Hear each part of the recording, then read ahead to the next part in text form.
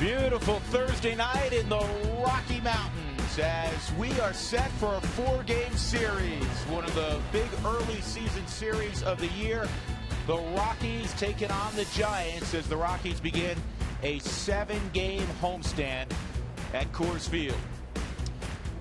Welcome upstairs, everybody. Good to have nice weather finally in Denver. It is. Yeah, with my partner Jeff Houston, I'm Drew Goodman. The Rockies stumbled a little bit on the road trip. They went 2-4, but it's good to be home. They're 11-7 in their home ballpark. Well, and to have nice weather, as you mentioned, because so much of this early season at home, you've had to battle rain, snow, cold, all of that. But tonight, it's a great night to play some baseball.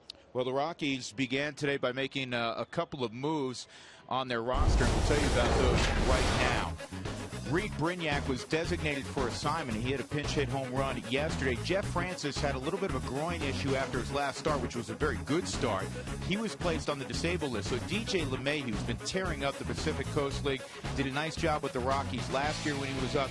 He was called up, and Rob Scahill out of the bullpen will be up for the second time this year. Yeah, both of those guys getting a chance. Scahill to fill in some time in the bullpen. You know what he can do, but really DJ LeMahieu has been the guy that forced the hand. We saw the average 364. That's 7th in the PCL. He was second in runs, second in hits, you name it. He went down after spring training after getting sent out and said, I'm going to send you a message. And the message is, I want to get back to the big leagues. I'm not going to pout. I'm going to put up the numbers. Well, he certainly put up big numbers, and it was not lost upon Rocky skipper Walt Weiss. He went down there and he took care of his business, and it doesn't. I don't think it surprised anybody here because DJ's a pro, and he just went down there and did his thing and hammered away every day and put together, you know, a hell of a month and a half. DJ, I think, gives you an at bat regardless if it's right or left. He's got a professional approach, but yeah, I think it's more, you know, playing the guy that's swinging the bat well and finding opportunities for a guy that's swinging the bat well. Well, DJ LeMahieu is a very fundamentally sound player, and he can defend 3 spots. Well, and that's what they asked him to do, is go down to AAA, see if you can play shortstop all the time. That's what he was playing in college, and they moved him to second base, and he said, I can do that too. So the versatility really helps him out. No question about it. So DJ LeMahieu now off the Rockies bench. Rockies getting ready to turn the tide against the San Francisco Giants.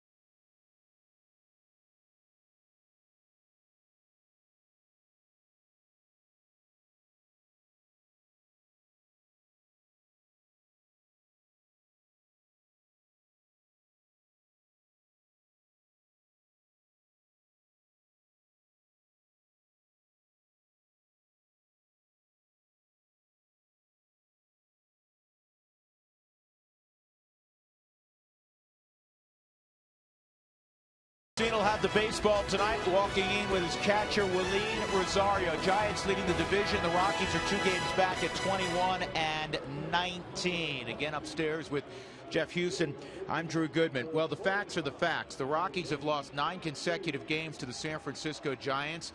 They have lost 30 of their last 39. The next 10 days are going to play the Giants 7 times and mixed in Arizona, who's also very competitive in the NL West. How big are these 10 days? Well, I think that the players will say, it's not that big a deal. We're just playing the same teams within our division. But I think it is to extract a little bit back onto your side where you're 11-7 at Coors Field, get that winning feeling going again at home. But you're also playing the division leader, and you're only 2 games back. So if you play these games right, you could come out of this 10-game stretch in first place. Well, the Rockies are also at the quarter post, as are the San Francisco Giants. And at the quarter post, we solicited the thoughts of Bill Guyvette on where the Rockies are at this juncture. Our pitching from last season settled down a great deal. I think our starters have kept us in games. I think the guys in the middle have produced very well. And late in the ball game, we've been able to save some opportunities for wins. And you know, all in all, I think it's been good. I think position player-wise, we started out very good. Defensively, we probably could play better, more middle of the pack. But I think offensively, we swung the bats really well and gone through a little bit of a cold streak. But other than that, I think all in all, it's been good. The Rockies are hitting .277 right now in their home ballpark. Now, they've dealt with weather, and obviously the opponents dealt with weather so far this year. Historically, the Rockies hit for a higher number at home. Well, they do, because you're used to playing here every day, and I think that's the thing. People always say, well, why do you hit better at home? Well, that's across the board. If you look at a lot of the numbers in baseball, you should hit better at home. Well, as it is with the San Francisco Giants, you generally draw a tough ball. The Rockies have Matt Cain. They'll try to get after this evening. It's the Rockies and Giants, first of 4 at Coors Field. Come on back to 20th and Blake with us.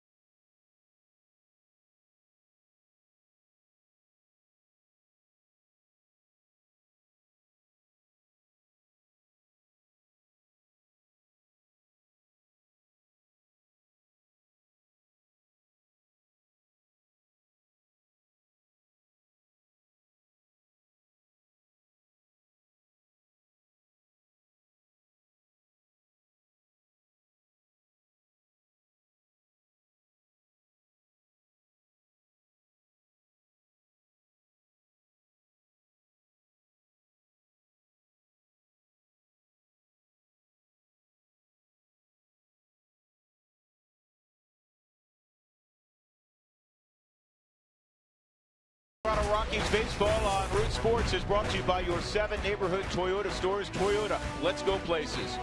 And by Southwest Airlines. Find our fares online only at southwest.com.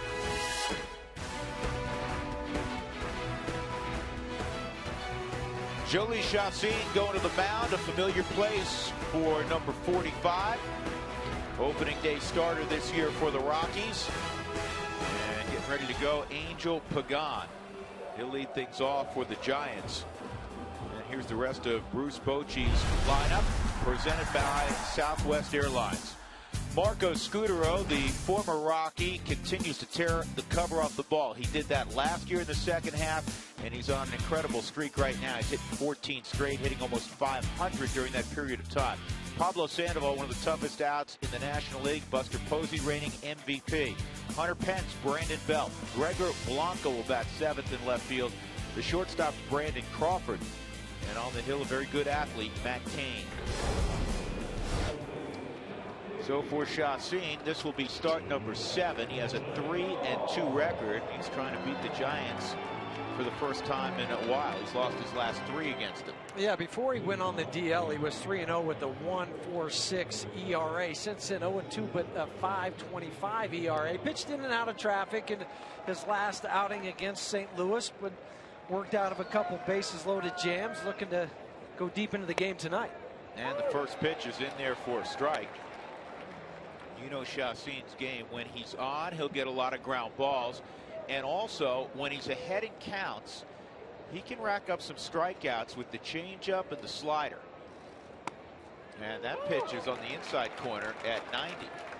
And that's the key for him, and like a lot of pitchers, is to get ahead in the count with the fastball and to have that fastball command, because then he can go to that slider or changeup, fastball, whatever he wants. That's strike 3. Woo! That was real close. He went right after him. And that was just off the plate, so it's 1-2. That had to surprise Pagan, otherwise he'd have been firing at that. And they go inside, tried the hip side sinker, and it's 2-2. Chris Caccioni's behind home plate. Bob Davidson is at first base. Tim McClellan's the crew chief. Lance Barrett is at third.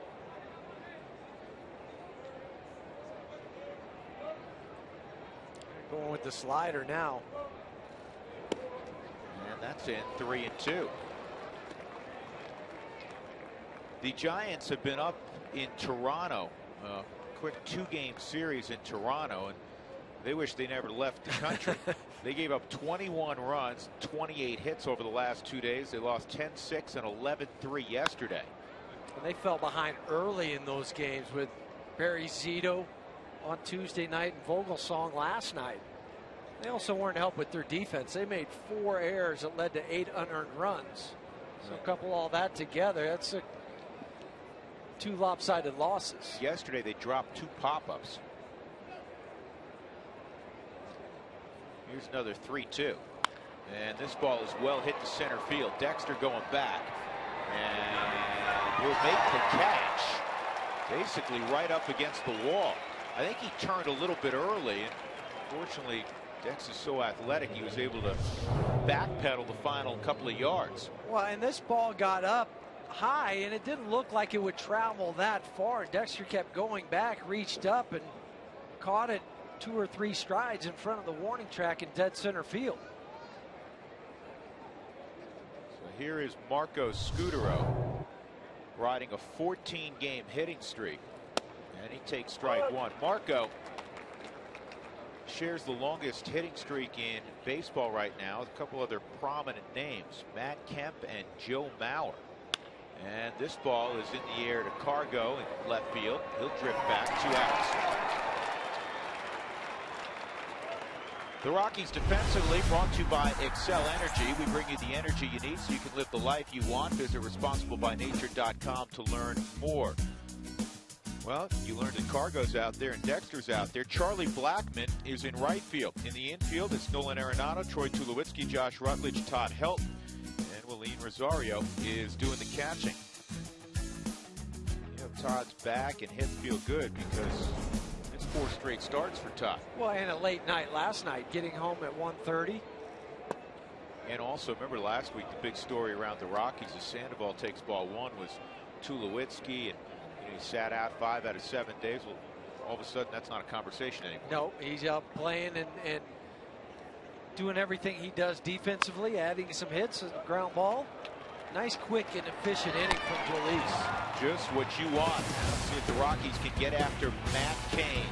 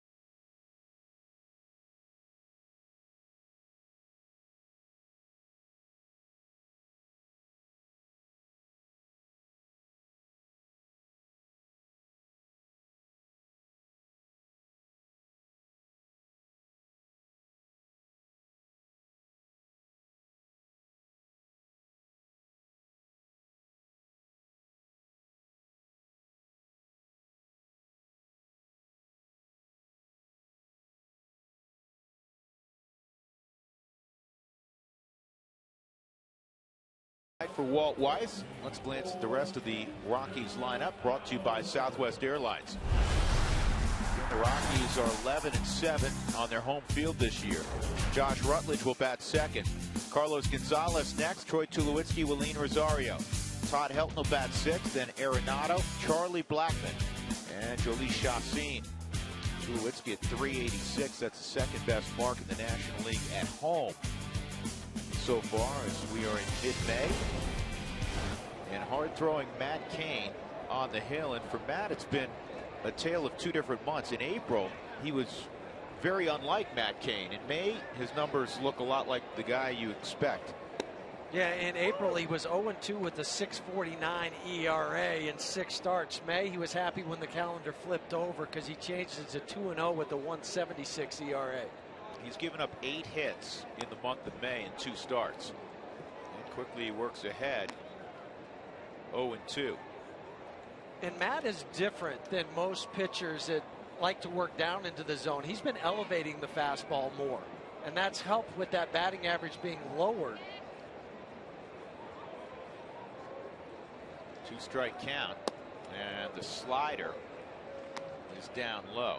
Cain is a 4-pitch pitcher. Fastball about 48% of the time. The slider is his next most utilized pitch at about 27%. Here's the 1-2. And he strikes him out with a cutter in. Here's a little bit more of what Jeff was talking about. Cain got off to a very poor start this year.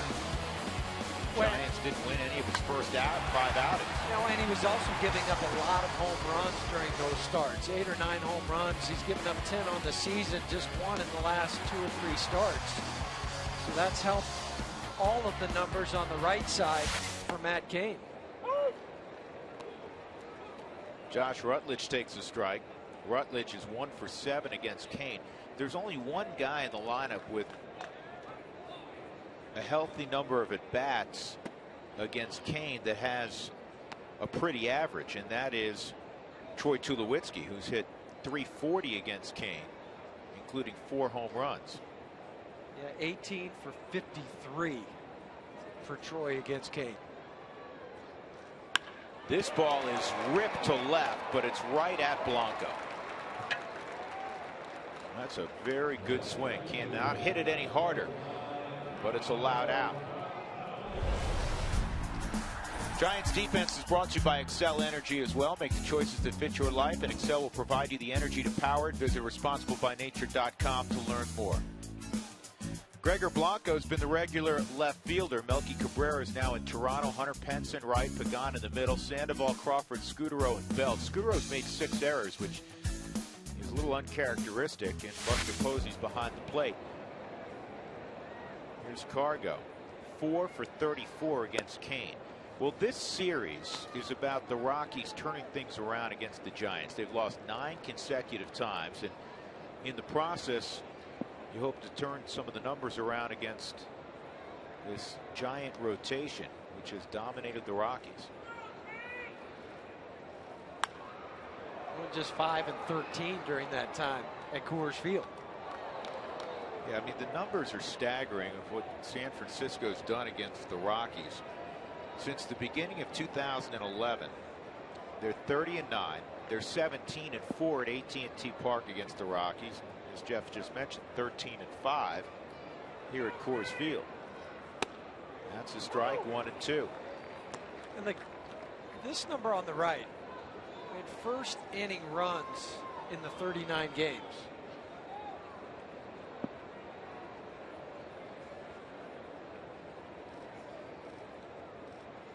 One, two, and a strikeout of Gonzalez.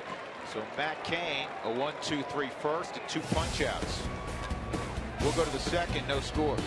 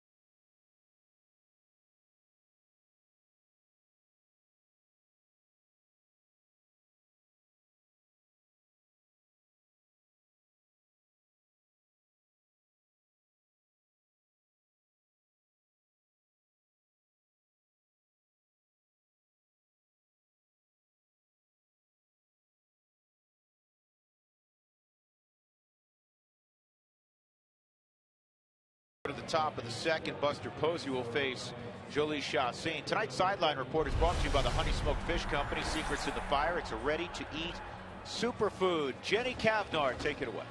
Hi, Drew. You know, when it comes to ground ball efficiency, that's really been a point of emphasis for the starting pitchers this year for the Colorado Rockies, and no one knows that efficiency more than Jolie Chassin, who's on the mound today. When you take a look at his numbers over the course of the last 3 seasons, he's actually was the best in baseball in batting average against on those ground balls. Hitters not that successful against him when they hit ground balls, just hitting 164.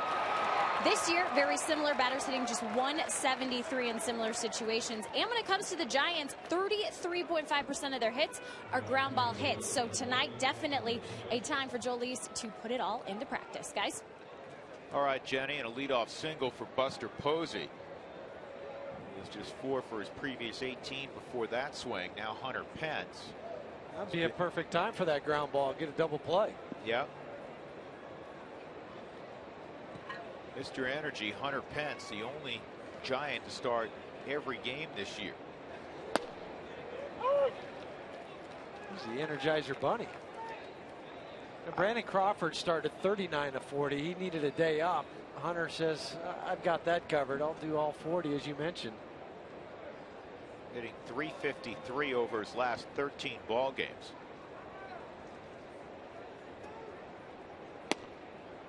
That just missed. It's 1-1. And Jolie's, you know, he's got to pitch his game, but somewhere near the forefront of his mind, he realizes you can't give up any markers or too many markers against a Giant team that has Matt Cain on the hill. This should be 2. And Tulo will take it himself. Just what you ordered. 6-3 on the double play. But you understand what I'm saying. I mean, right. You're not going against a guy that, you know, we should get 6 or 7 against. And who's been pitching better of late. But this is a sharply hit ground ball. Choi elects to just step on the bag and make the throw in one motion. And he had 2 choices. He could have flipped it to Josh, but when you have it, it's less worrisome as a shortstop. If I just take it and I can make the throw and don't have to worry about a transfer. Brandon Belt takes a fastball at 92 down low. Belt's got a 6-game hitting streak going, batting .444. What's interesting about the Giants, they've won 2 of the last 3 World Series, as you're well aware. They're 23-17. They're leading the NL West, and you figure, well, it's got to be the same old recipe for success. Dominant starting pitching, and they throw out hits when necessary and beat you 3-2. So far this year, that has not been the case.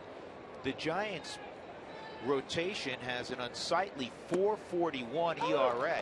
They've been winning because they're among the best offensive teams so far in the National League. That .441 ERA, that's 4th highest in the National League. They do have 11 out of their 23 wins or come from behind wins. So they figured out a way to get the hit late or just stay in the ball game close enough where we can do that. And look at the team ERA. Who would ever have thought this, that the Rockies 40 games in would have a lower ERA than that vaunted pitching staff of the San Francisco Giants. And better than the Dodgers too. 2-2 on the ground. Todd's got it. They'll need a little help. Good feed to Chassin, and it turns into another 1-2-3 inning. So the Rockies will try to get after Matt Cain with Troy Tulowitzki leading it off when we return.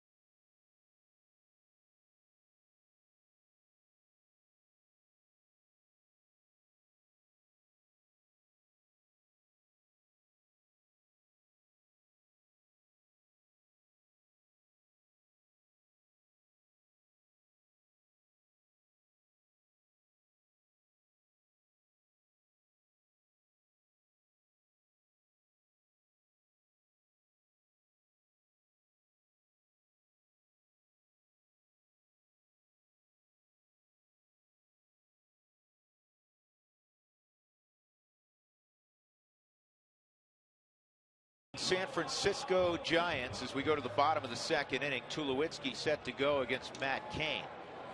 Cain 2 strikeouts in a 1-2-3 first inning. As we mentioned, Troy is the one guy in the lineup who's had an abundance of success against Matt Cain, the Tennessee native. 340 average, 4 home runs. He's driven in 6.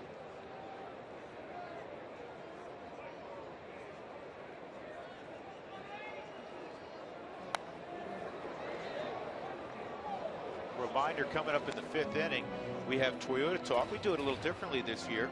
We solicit your questions. So text Toyota followed by your question to 720-720. And if you're a first timer, you'll receive a free day pass to the Denver Zoo, all courtesy of your neighborhood Toyota stores.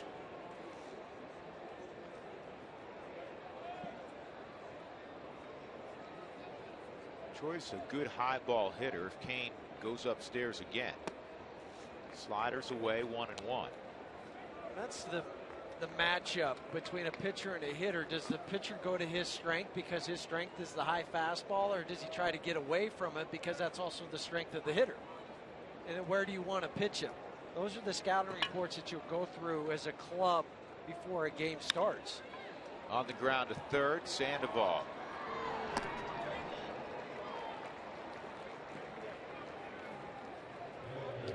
That'll bring up Willeen Rosario.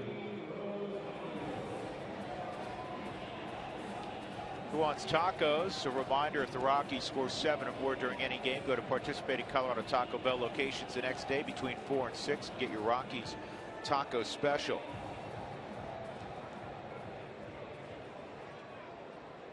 Great crowd. Expect a crowd above 35,000 tonight on a Thursday evening. Both clubs arrived in the middle of the night last night. The Rockies playing a night game in Chicago landed about 1:30 in the morning, and the Giants played a night game in Toronto, so you have to go through customs. They, according to Bruce Bochy, they didn't hit the pillow till about 3 in the morning. So pretty similar by the time everybody got home last night. Well, and they had been out there since Sunday night. They flew out after their game at home. They had an off day on Monday, so they said, well, we're going to go out on Sunday, have the off day in Toronto on Monday, play the 2 games, and then obviously fly out after the game last night. Well, everybody, this ball's a bullet to right, a base hit for Rosario. Good to see him going the other way. Well, everybody got to visit Toronto in the Giants organization except the guy on the hill. Matt Cain threw his bullpen in between his starts in San Francisco and then flew in at a convenient time yesterday, so he did not have to stay up all night and go through customs, since his services were not going to be needed in Toronto. Well, and it was only 2 games that they were going to be there, so it didn't make sense for them to fly him up there, then fly him back early like the Rockies did with Jolice. They flew him back from Chicago yesterday, so he didn't get back at a late hour. Helton a couple of home runs in his career against Cain, but a 208 lifetime average. Amazingly, Matt Cain's 15-7 against the Rockies with a 3.11 ERA, and that's too tall. It's 2-0.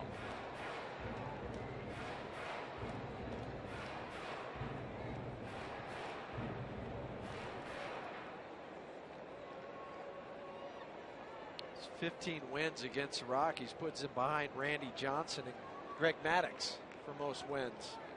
Johnson had 19, Maddux had 16. That's in there, 2-1. Here's the 4 that the Rockies will face. Cain's 15-7, Bumgarner 6-3, Lincecum 11-7, and Barry Zito. You know what he's done against the Rockies? He's 8-2. That's 40 wins.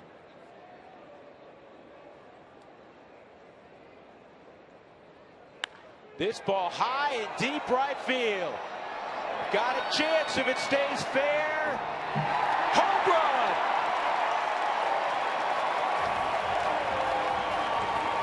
Two-run blast for number 17. Craig back up the fountains. 2-0 Colorado. That ball was about as high as it was far. Wasn't sure if it was going to stay fair long enough to hit the foul pole or not. As soon as Todd made this swing, he's standing at home plate with some body English. Well, I mean, there's no question it's just out of the ballpark, and now it's just a question of would it stay fair? From the Mike Shaw Subaru Supermo. That was the pitch prior to the home run. And Arenado follows up with a blast deep left center. Get up, get out. Back-to-back jacks. Number 4 for the kid.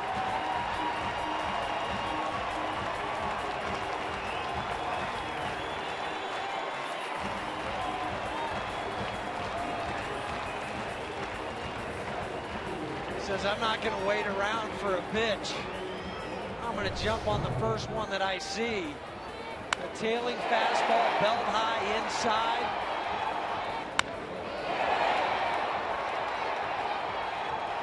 It's just fun to watch his swing.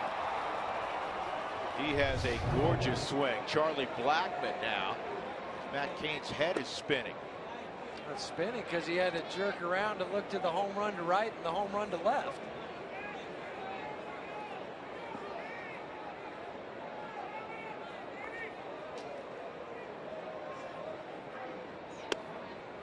It's 2-0 on Blackmon. All right, we'll go back to the one from Todd, the Mike Shaw Subaru Supermo. That was a slider that was at his belt. We showed you the pitch prior to that one a moment ago. That was a fastball, the one he hit out, slider. 2-1 on Blackmon. That was home run number 357 for Helt. Who's he chasing now? Yogi and El Caballo.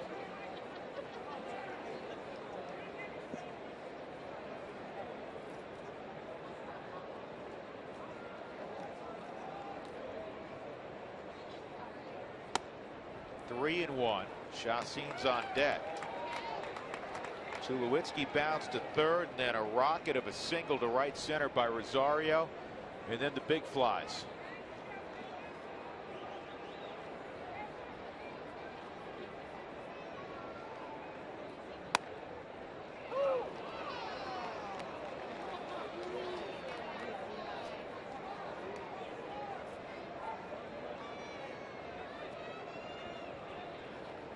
If you hit home runs, you sit next to each other. It's a rule. Yeah, you shake your head. Yeah, I hit mine well. How about you? Yep, I did too. Cain with his third strikeout. That'll bring up Chassin.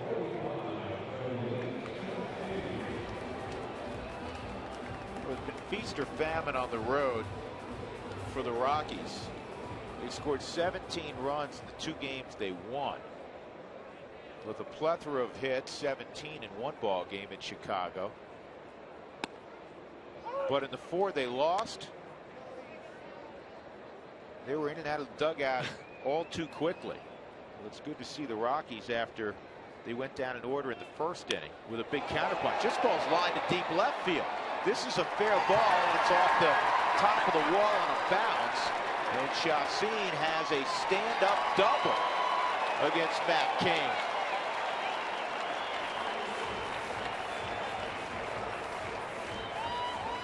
Lee said if the other guys can do it, I can do it too. First double of the season.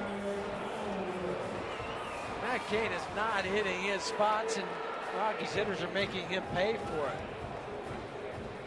Mike Shaw Subaru Supermo shows how Chassin opens that hip up to get the bat through. One hops the wall. Deck struck out his first time, an RBI out there, and he pulls it just foul. It's the 4th career double for Chassin. Right now he's got the lead. One of the pitchers for dinner at the end of the year.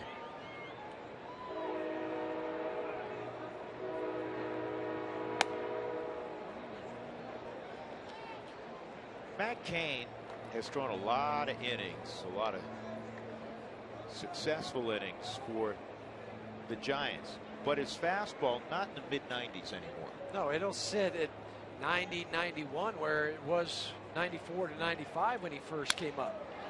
This could be a problem. And it will be. Safe at first. Dexter with an infield hit. Chacin to third. And that'll bring up Rutledge. Also bring Dave Righetti out of the dugout to give Matt Cain a breather. This is a smart move. Not that he didn't make a good pitch. He obviously made a great pitch. He blew up the bat. But he had to sprint to first. You've now had 5 base runners in the inning. 2 home runs, 3 RBIs, and you're not done yet.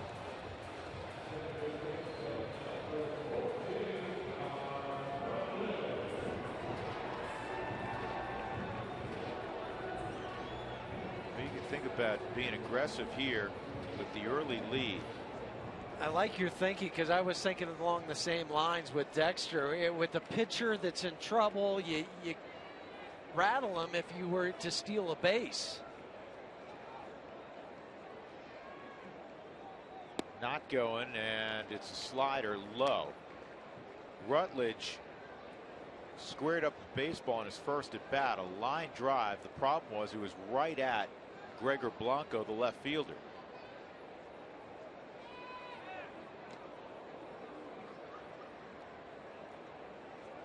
Blanco kind of squeezing that gap in left center field. Rutt swinging the bat better in the month of May.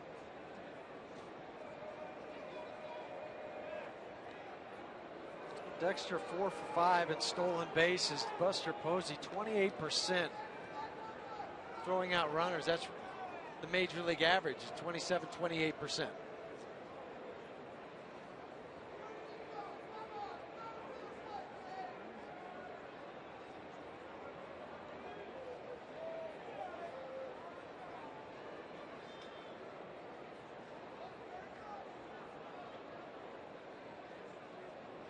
Dex started and shut it down. Yeah, Matt Cain held the baseball longer than what Dexter thought. So he had 2 false breaks, and Cain was still holding the ball. Dexter thinking that he's going to go to the plate, and he rightfully shut it down. And once he didn't get the timing just right,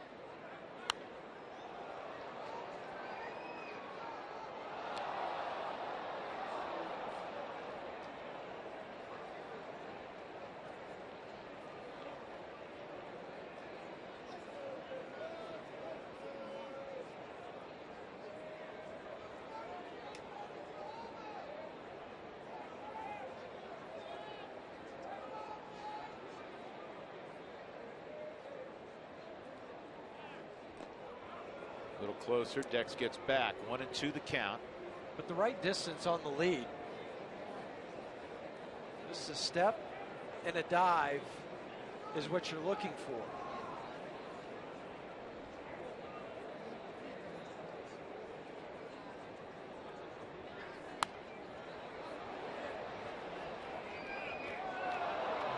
Fans hitting the road, subscribe to MLB.tv to see every Rockies out-of-market game online and on your favorite devices in HD quality. Go to Rockies.com for more information.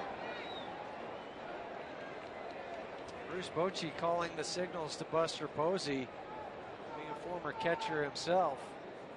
There goes the runner, and Posey won't throw. He goes down to Chacin, and Release was back. Sandoval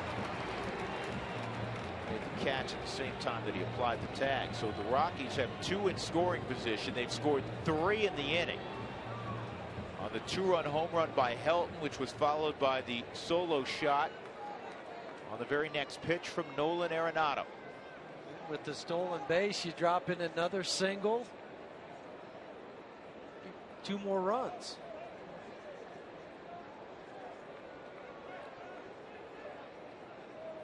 Cain Has thrown 38 pitches. Fastball inside. And he beat it.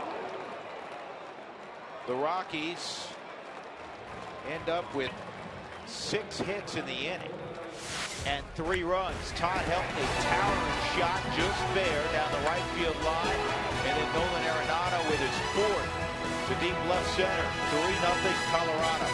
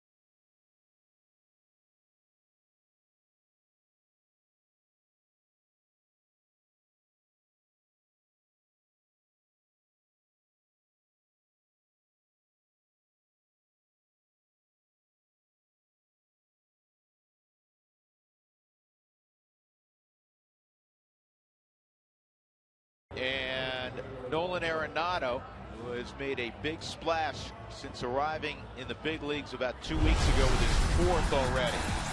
This replay is brought to you by Avis. Own your space. And defensively, the Rockies' young third baseman has owned his space, and he's taken some acreage on the line and towards shortstop as well. And this was a heady play last night. The bluff to first.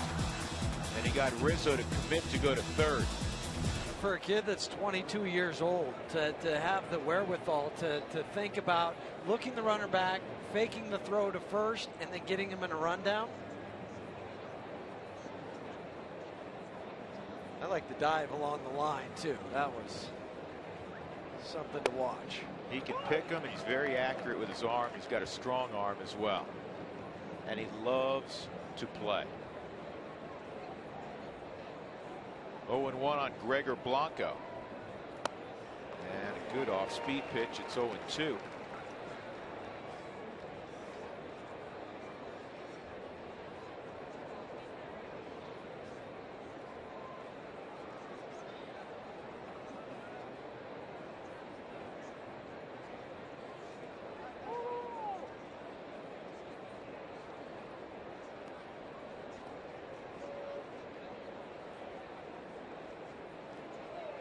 Good numbers against the Rockies in Blanco's career.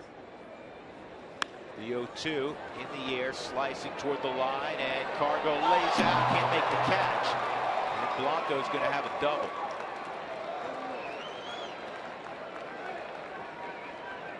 Can't fault the effort from Carlos Gonzalez.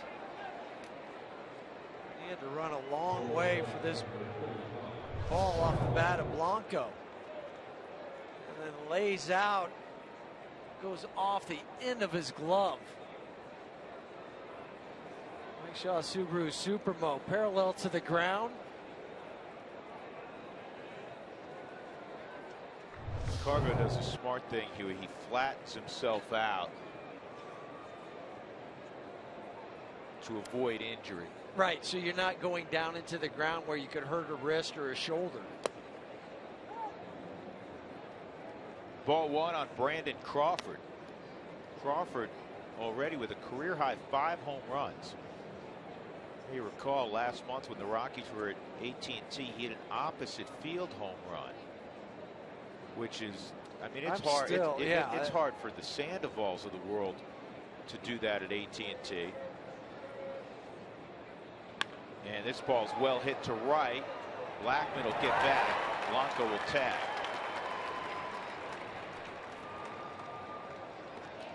Just to finish that thought on the home run by Crawford, I asked him the next day, I said, when was the last time you went oppo? And he said only one time in his professional career was an A-ball at San Jose. Well, and that's from a guy that's had 7 career home runs the previous 2 seasons. And now he has 5 this year and 1 opposite.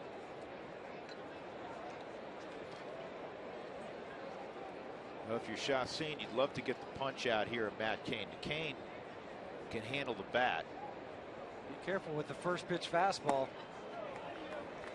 You saw what happened last night. Samardzija went deep,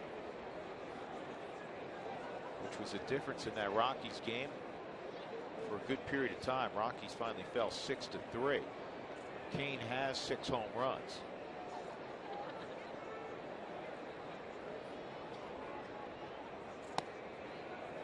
Oh, 0-2.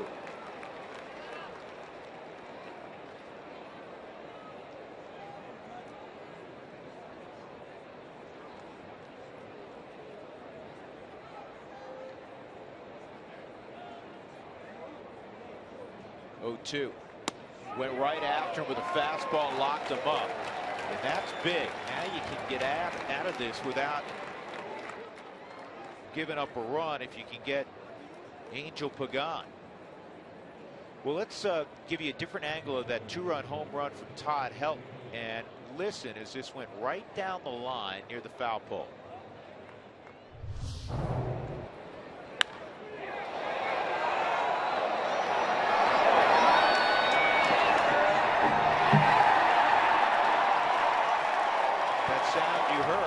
It was a baseball hitting the foul pole.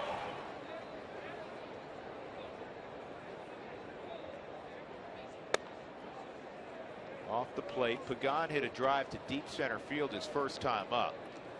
And again, this is where the Giants have excelled, hitting with runners in scoring position. .295, coming in second best in the National League to the Cardinals. We know they've been extraordinary this year in the clutch. 2-0.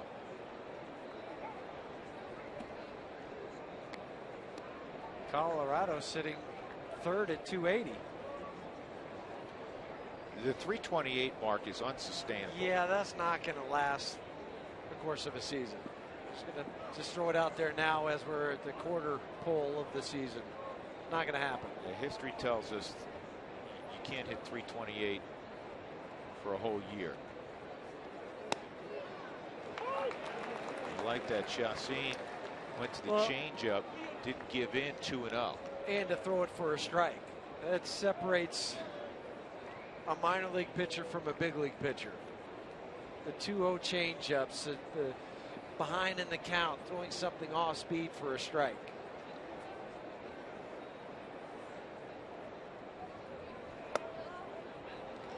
(3-1).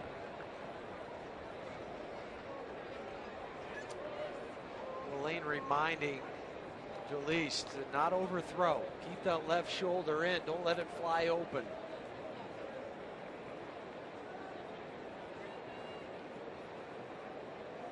That shoulder starts to go more towards first base. It'll leave the arm behind and the ball stay up and flat. And the 3-1 drops a breaking ball in there. It's 3-2. We've seen fastballs, changeups, sliders. Great look from the Mike Shaw Subaru Supermo. The fingers are together, throwing that hard over the top curveball. 2 outs, runner at third. 3-2 on Pagan. And a ground ball toward Rutledge. He charges, throws on the move. Well done, Jhoulys Chassin. The leadoff double by Blanco does not hurt him. Middle of 3, Rockies leading 3-0 over San Francisco.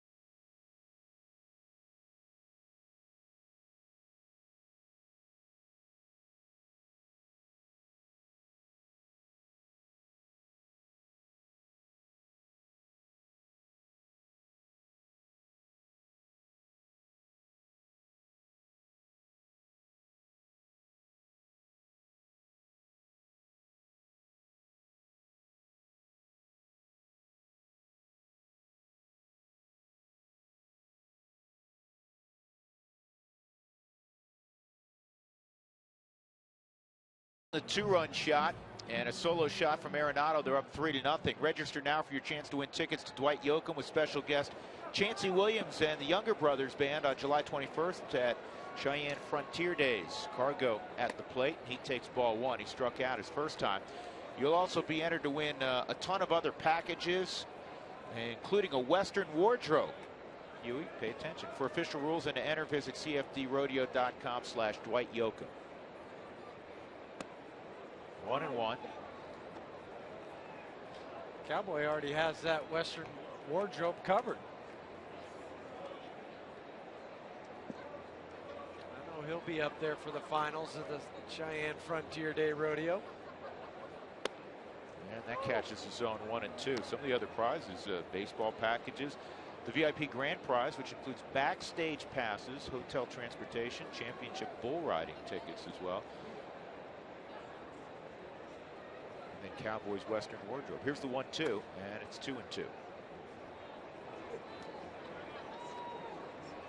So Kane Huey's now given up a dozen home runs. Last year he gave up 21 the whole season at 219 and a third. That's been his problem, as we talked about in April, giving up the home runs. He'd gotten away from that, but the Rockies made him pay for 2 mistakes tonight.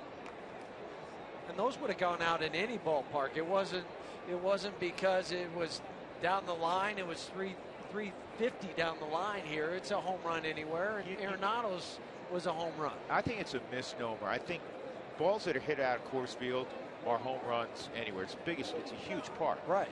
What happens at Coors Field is there are balls that drop because the expansive outfield that may not drop. Certainly at a Wrigley Field where it's more condensed. You hit a home run here, it's a home run. It is.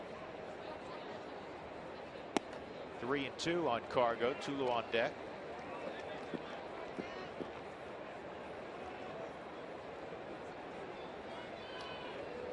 It's 347 down the left field line, 350 down the right field line, 415 straight away. Good at and bat. A real good at bat. A leadoff walk for Cargo. So more speed for Kane to deal with. Cargo is 5 for 5. Swiping bases. Well, and you have that luxury when you're ahead 3-0. And what you have to do, particularly in this ballpark, but you got to keep your adding on. Keep adding on. Keep your foot on the accelerator, and that's Walt Weiss's style anyhow. I mean, Walt wants to be aggressive. Tulo hit a 2-hopper to third his first time up. Looking at the outfielders now, Blanco's 2 or 3 strides in front of the warning track in left field, and Pence in right field. They're about as deep as I've seen somebody play when it's not a no doubles situation. Tulo kicks that back foot out of the way as he is wont to do, and it's a 1-0 count. Well, he has strung together so many good at-bats this year. Hitting .345 against right-handed pitching.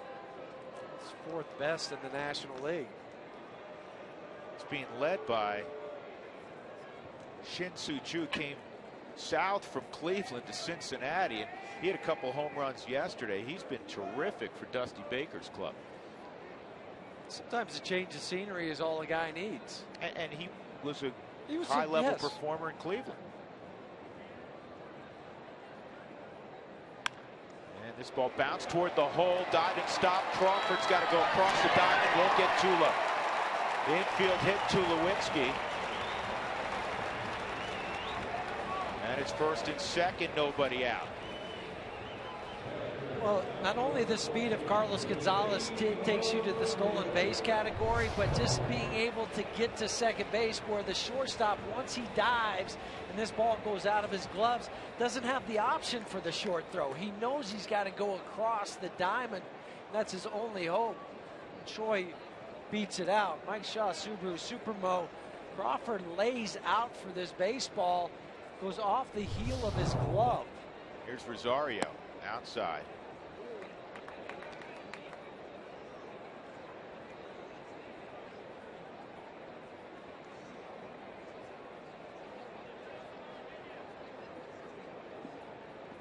Chance for the Rockies to do just what Jeff Houston was talking about, add on. Rosario ripped a single to right center his last time, and that's off the plate. Kane trying to stay out of his wheelhouse.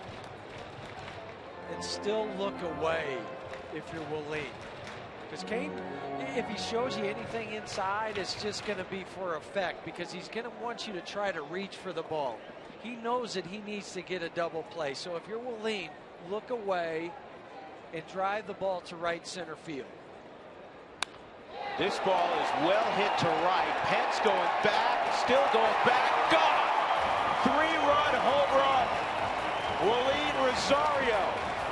It's been a little while, but he still knows the route around the bases. Make it 6-0 Colorado.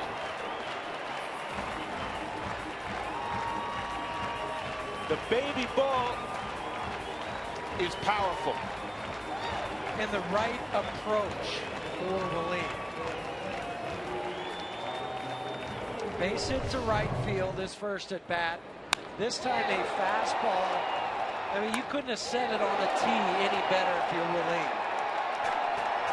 It was center cut, belt high, and he wasn't thinking about pulling it.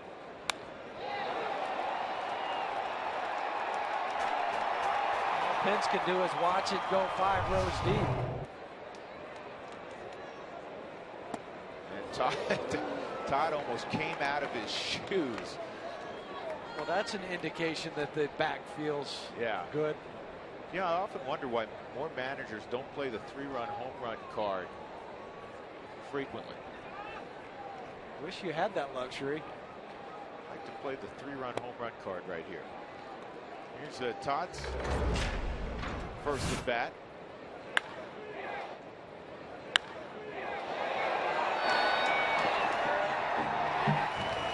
Off the foul pole. That's a 3-1 count on Helton. Nobody out. Solo home run, 2-run home run tonight, and a 3-run home run.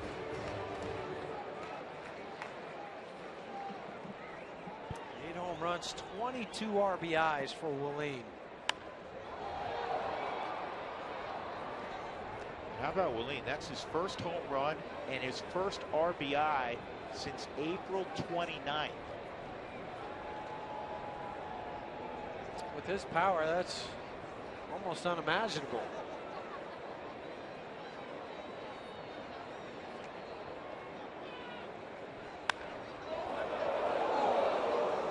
A lot of high quality swings against Matt Cain. They're not missing mistakes from Matt Cain. Next pitch will be number 58.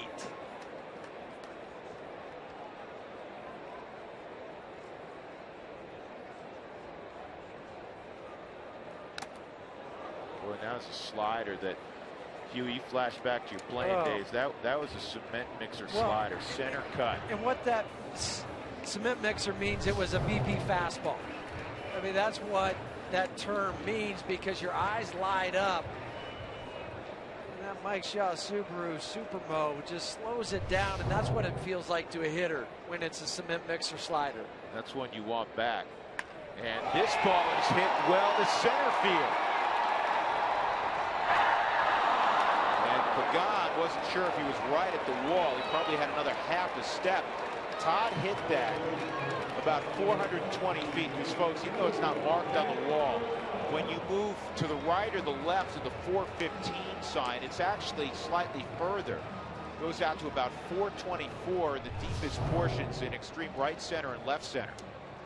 Pagan goes back and he leaps and then corrals his glove. He did a quick check over his right shoulder because of what you were talking about, Drew, where that goes out. You don't have time to measure your steps as an outfielder. Nolan Arenado at the plate. 6 runs on 7 hits for the Rockies. We're in the 3rd. Arenado a home run his last time up.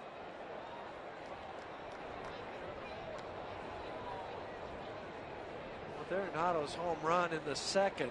Matt Cain has allowed 3 home runs 3 times already this year in a game. 3 times.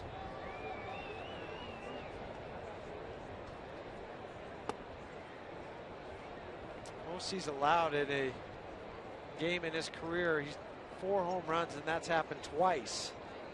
Once against the Phillies in 06 and the White Sox at 08.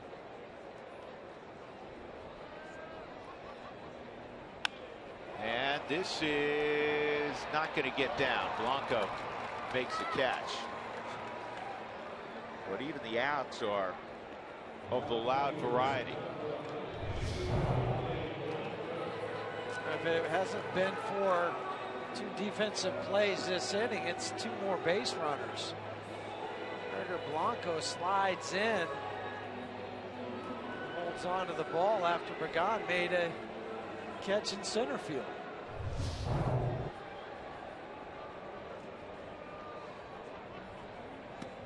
This is the exact tone you wanted to set going in against this series, against Matt Cain, against the Giants.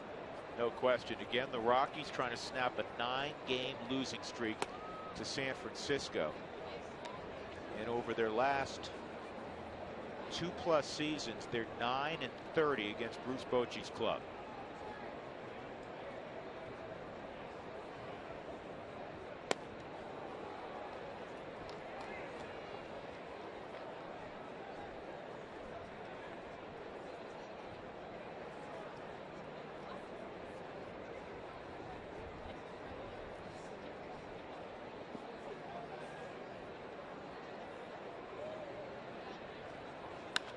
Down the line, and Belt, who's got a good glove, makes the play.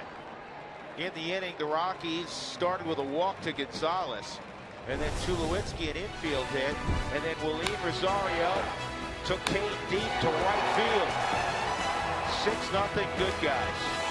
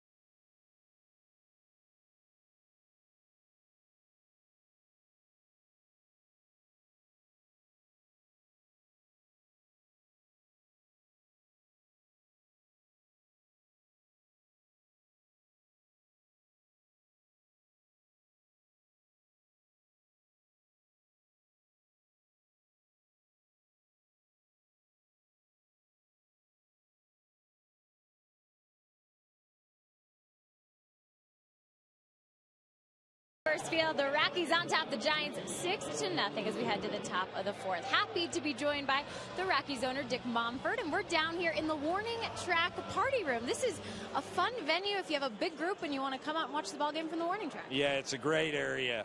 It used to be sort of a dungeon, but people liked it anyway, but we felt, let's fix it up. Let's get it the standard of everything else here. All right, so a couple of fun ideas. You added some chairs down here so that people have a comfortable spot to sit. And then you added a couple of games, including a shuffleboard. Yeah, shuffleboard. I used to be the very best at shuffleboard in my day, and so we had to put a shuffleboard machine down here. The very best. The very best. Like I was Scratch. I like that. Okay, so shuffleboard down here. Maybe you can challenge Dick Mumford. Maybe Right. not. I'm not sure. That's right. You might be down Get here. the right salt on there, and I'm really tough to beat. And it's a great view. We had Todd Helton's home run right off the foul pole over here. We had Willeen Rosario right over here. I mean, the view, you actually get to watch the baseball game. Right, and all the girls get a look at Charlie Blackman out here, which isn't a bad view either, I'm sure. I guess you're right, Dick. Well, thanks so much for showing us around. We appreciate it. How can fans come and get tickets out here for their group? They just get on the Rockies website, and we sell it for big parties, big groups, and we sell it a lot. I mean, we did in the old days, and it wasn't very nice in the old days, and now it's nice. So we're hoping we get more people down here. Now it's nice. You can have fun, drink, enjoy the game, and of course, maybe play shuffleboard with Dick Mumford. I'm just saying, guys, that sounds like a good time. Tell Dick, Jenny, that Huey and I, after the game, want to challenge him to shuffleboard. I will. Drew and Jeff are ready for that challenge in shuffleboard. Do you need to practice? Tell them to bring their A game. Enough said right there. Yes. All right, it's on. Pablo Sandoval takes ball one. Scudero, with a base hit to right, now has a 15-game hitting streak as he visits with his former teammate Todd Helton. And I mean, it's not just, hey, throw out a hit at night. I mean, he had a 7-game multi-hit streak, which, folks, was the longest in Giants history. That's going to pop away, a wild pitch. Longest in Giants history since Bill Terry in the 30s had an 8-game stretch where he had at least 2 hits in every game. Well, I'm looking at his average. He's hitting .318 is Marco Scudero. Prior to the hit streak, in this first 23 games, he was hitting .215. So you have a streak where you get 15 straight. That's why your average will go up 100 points. Bill Terry, a Hall of Famer. I asked Bochy before the game, I said, is Scudero even better after what he did for you last year than you thought you were getting from the Rockies? And he said, no question. He said he's been unbelievable. And then he laughed and he goes, he's a funny guy too, which we learned. He's got a real dry sense of humor. Very dry, witty young man, and that's what you need when you play 162 games. You need some levity. You need guys to be able to break it up and enjoy what they're doing. And that's a 4-pitch walk to Sandoval. Posey coming up, 2 on and nobody out.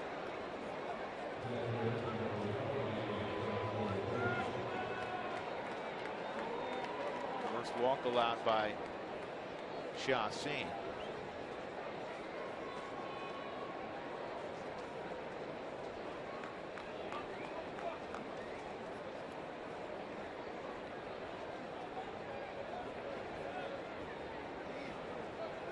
Posey, runners in scoring position, 343 this year.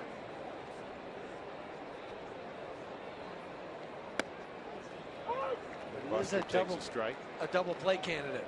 He hits the ball on the ground, you're going to turn 2. Reigning MVP in the National League.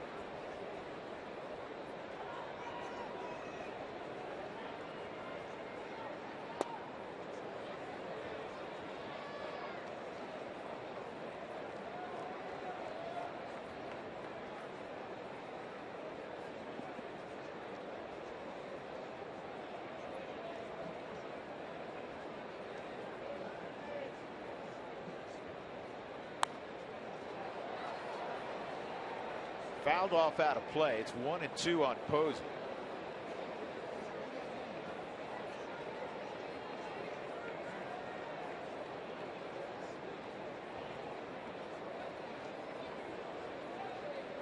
Chassin had a blast on Tuesday in the Rockies dugout, and all the hits the Rockies were producing, beating up guys with that giant fist he had. Uh-oh, this ball's well hit to left. Cargo is going to make the catch. Boy, that died, man. I thought that thing was... It must have got closer to the trademark than the barrel. Fortunately, it did. Off the bat, it didn't look like a home run, but it looked like it was going to short hop the wall, that type of thing. Might be over the head of Carlos Gonzalez, but he turned, he read it great. Let me stop it on contact, see where it hits. Yeah, see here's the, right down there, that's the sweet spot. So it did get closer to the barrel, or to the trademark than the barrel. Good look at it on the Mike Shaw Subaru Super Mo. Hunter Pence grounded into a double play his first time up. That would work well here. Slider's a bit high, and it's 1-0 on Pence. Well, stay out of the inside third part of the plate to Hunter Pence. He chokes up on the bat. He has an open stance, and he's looking to hit right in that area there. So work down and away from him. Back to the slider. It's 1-1.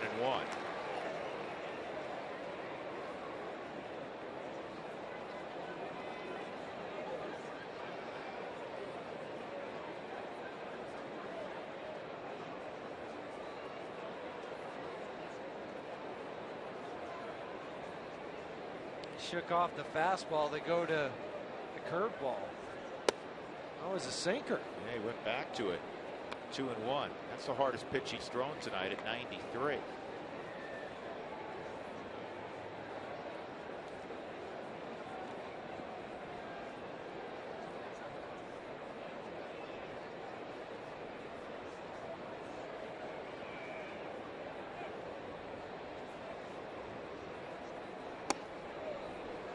3-1.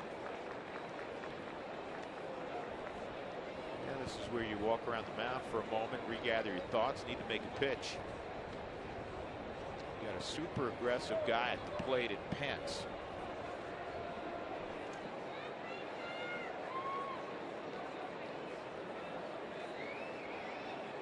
He's walked just 10 times in 159 at bats. 3-1. 3-2. I don't know if it would be possible for Hunter Pence to check his swing. I don't think it would. Not as, I mean, even as much as he chokes up, but he's got so much going on. The hands are going back as the feet is going, or the foot is going forward. So much body movement. Yeah, he's violent at the plate. 3-2. Good pitch, really well located. Throw it down there again. Sixth pitch on the forward strike zone. That was the last one to Hunter Pence. You throw it down there again, you're not going to get hurt by it. He was just got enough of it on the last swing to foul it off. But if he hits it, it's going to be on the ground. Beat him on that fastball again at 93. Pence hanging tough. Blanco's at Scudero's at second. He had a single, went to second on a wild pitch, and then Sandoval walked. See, by pitch type, how Pence has performed.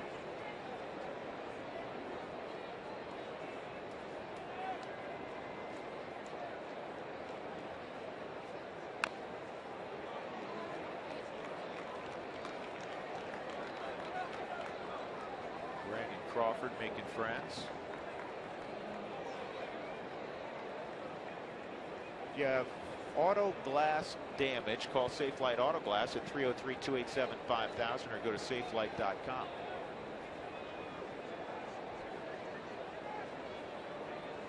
Rockies up 6-0. And that's a base hit. Blackman can throw. Scudero's going to stop, given the circumstances, being down by 6 runs. So the bases are loaded for Brandon Belt.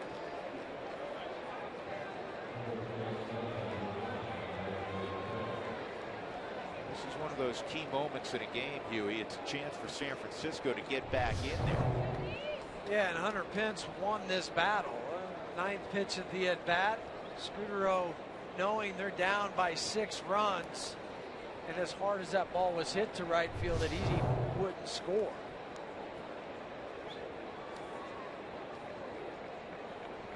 This may be the right man at the right time, because Bell, good young player, but he's 0 for 11 lifetime against Chassin.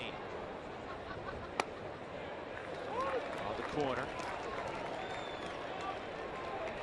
At least has established the fastball enough tonight. He's also shown the ability to throw breaking pitches for strikes. So a hitter, you got a lot of thoughts going through your head. What's he going to throw now? And that just puts enough of a defensive stance for the hitter that you're usually late with your swing.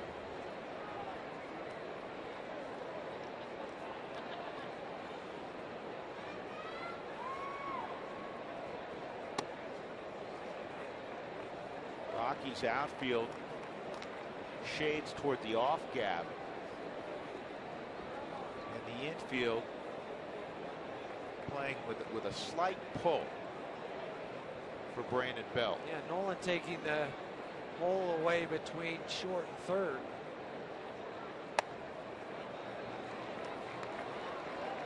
And Rosario's going to go out 2-1. Yeah, smart for Willeen to go out. Just to slow Chassin down. Starting to rush. This pitch is just like hitters. When you get in these situations, you as a hitter, you start to think, I need to do more. Pitchers are the same way.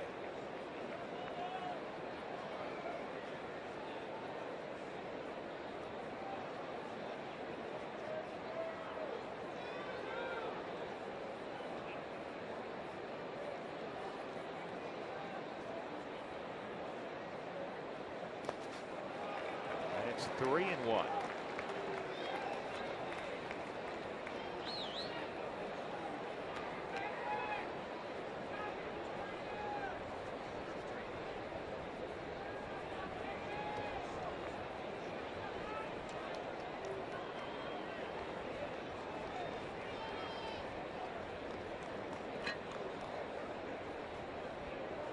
What does he have the confidence to throw?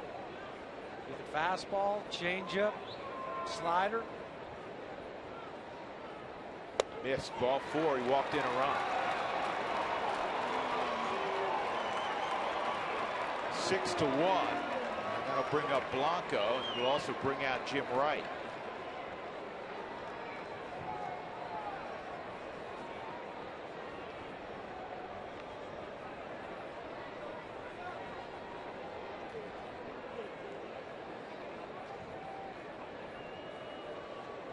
Chassin, like so many pitchers, Joey's still a very young pitcher.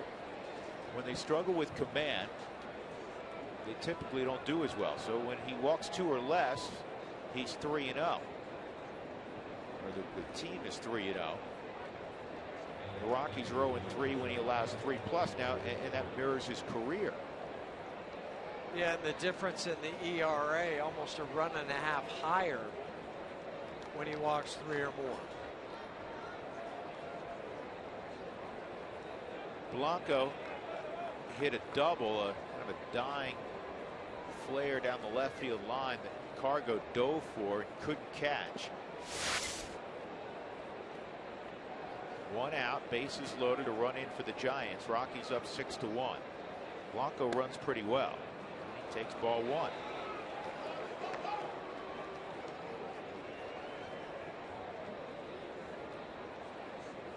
Bochy's lined up a bunch of left-handed bats. Belt, Blanco, and Crawford in the bottom of the order. Blanco, he has hit into only 3 double plays this season.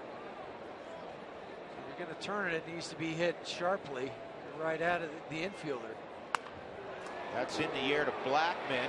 Charlie will come on, and Sandoval will go back to the bag. He didn't even tag. Well, even if he goes back and tags, he's not going to score. No, no way. Not on that.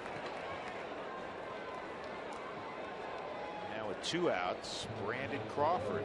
He's had a good offensive year, as we described in his first at bat.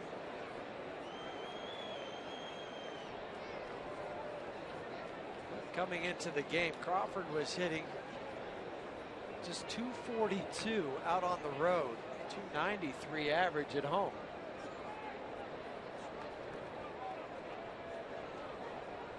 Last year he hit 248. As we said, he had 4 home runs all of last year. He's got 5 right now.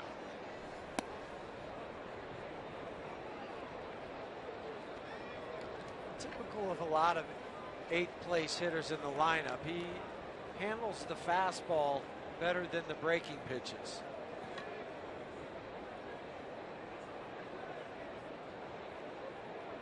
Next pitch is the 30th of the inning.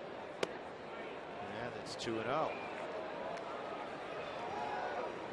You have the pitcher on deck, but there's nowhere to put Crawford, so you can't pitch around him.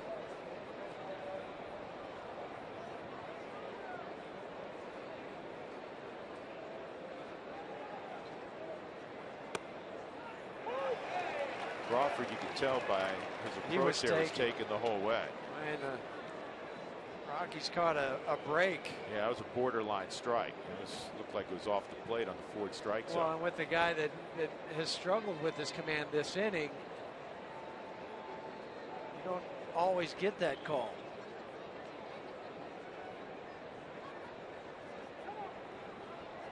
Crawford will step out. And what you're watching from Moline is he's not just flashing a multitude of signs, but he's also flashing locations. Of course, Hunter Pence in second is staring in, seeing if he can figure out the pattern. That's a strike. 2-2. And that was a strike on the forward strike zone. Now you have 2 pitches to get out of this inning.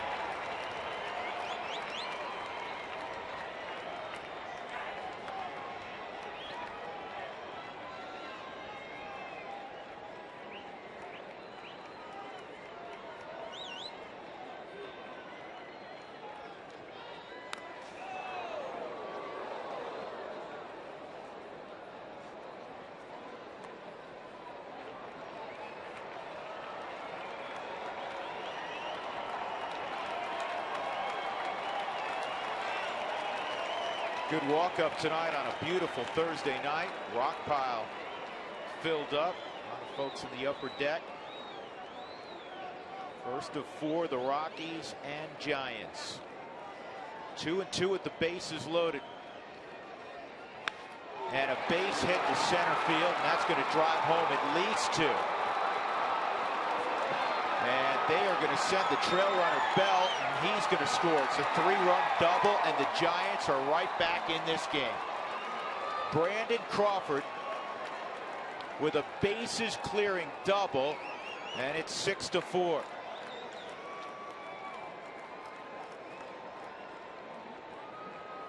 Two of the 4 runs for San Francisco came in because of the walks.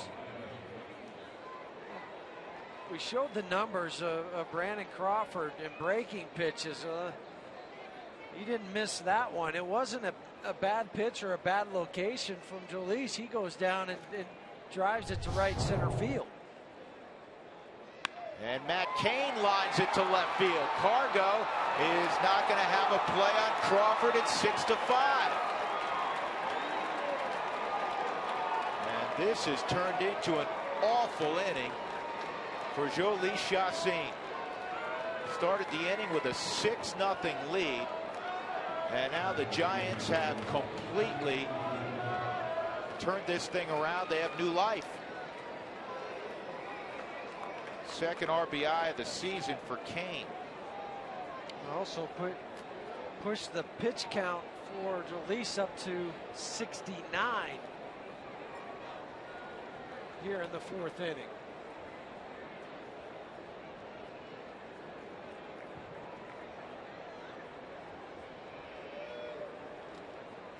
Pagan at the plate as the Giants have hit around here in the 4th inning.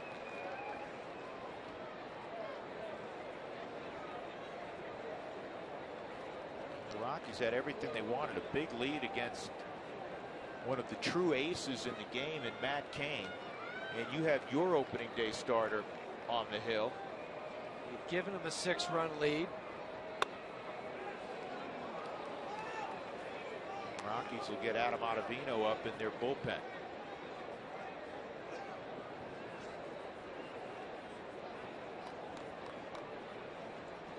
Also give a breath of air to the Giants.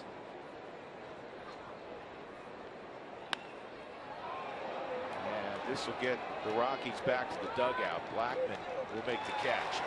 Giants hit around in the fourth. They score 5 times.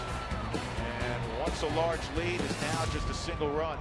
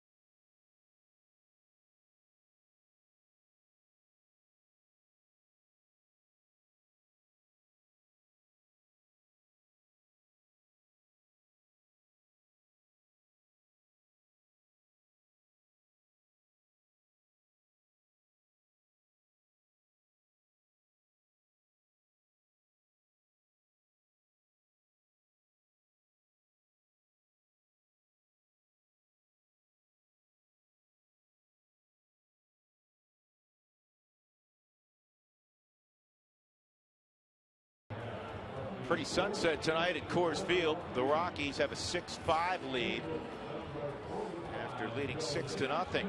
Trivia question brought to you by AT&T.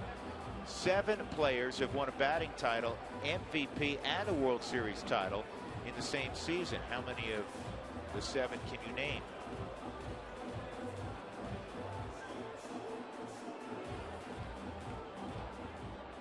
One of the biggest stadiums now in baseball, holds more than 50,000. Coors Field. A whole lot of folks in it tonight.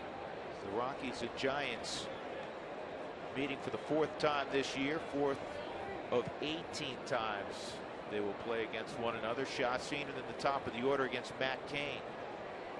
Chacín doubled his first time, and he takes pretty good whack at this one.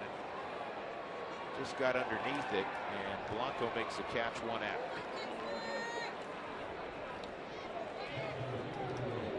Tonight's Cold Hard Fact is brought to you by Frost Brewed Coors Light.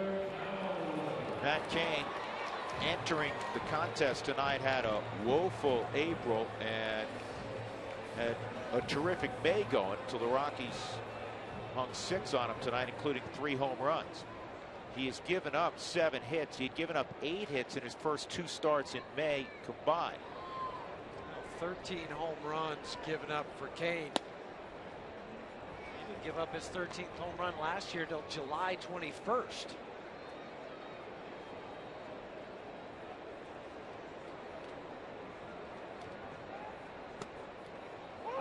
Slider in there for a strike, 1-1. Dex had an infield hit his last time up.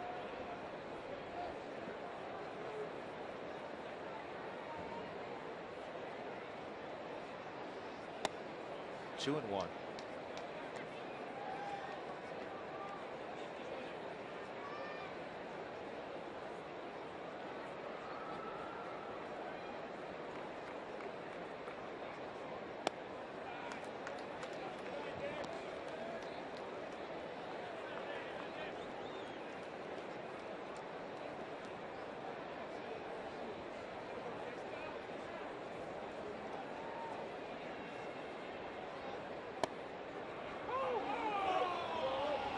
Sure didn't agree with that call. 3-2. And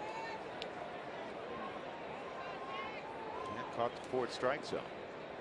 Chris has called the one just outside that forward strike zone all night.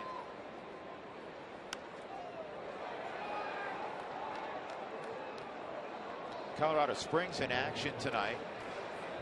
They're at Round Rock down in Texas, in the Austin area, and through 6 innings, they're leading 4-2 against Round Rock. Drew Pomerantz started that game. He went 5 innings.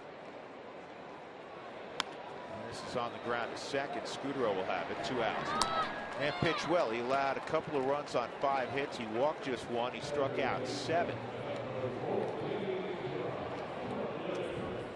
The Rockies made a couple of roster moves today. Jeff Francis was placed on the DL with the groin strain suffered in his last outing. Happened in the 2nd inning of the game in his last start. And Reed Brignac was designated for assignment. The Rockies brought up DJ LeMahieu, who was tearing up the Pacific Coast League, and they brought up Rob Scahill, a reliever. Second time Rob's been up this year. So later on in the weekend on Sunday, the Rockies still need a starting pitcher to throw in Jeff's spot in the rotation. 364 average for LeMahieu, 7th in the PCL. He had 34 runs scored. That was 2nd in the PCL. Charlie Blackmon went first before he was called up. And Kane gets the 1-2-3 inning he was looking for. He gets Rutledge. 6-5 Colorado off to the 5th.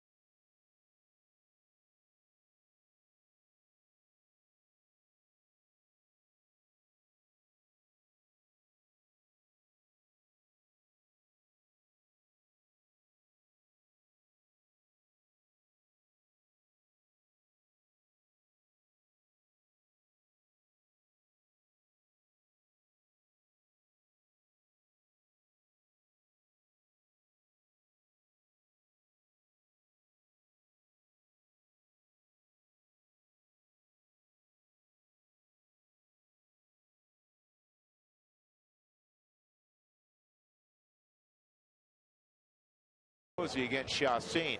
Let's take a look at the Coors Light freeze cam. Todd Helton got the Rockies on the board. That high leg kick and a ball above the belt. Pulled it down the line. A towering fly ball that hit the foul pole. 3rd home run of the year. 2-run shot for Helton. That's brought to you by Frostproof Coors Light, the world's most refreshing beer. Chassin has to bounce back after a very difficult 4th inning. 5 runs came across for the Giants in the 4th as they hit around. Rockies were enjoying a 6-0 lead. Now they got to white knuckle things. But you still have the 1-run lead. That's the way that Jolice has to look at this. As bad as that last half inning was, if I go out, make my pitches, and get through this inning with the lead, I still have a chance for the win, and our club still has a chance for the W. Line drive to Arenado, 1 out. Take a look at the first question of the evening. It's our Toyota Talk inning. Will Cuddy be back for any of this series? No, he's not eligible to come off. There's Michael. He's not eligible to come off the disabled list yet. No, and I talked to Michael today. He said for the first time in a number of days, his neck is feeling better. Well, that was good news. He had a little bounce in his step today.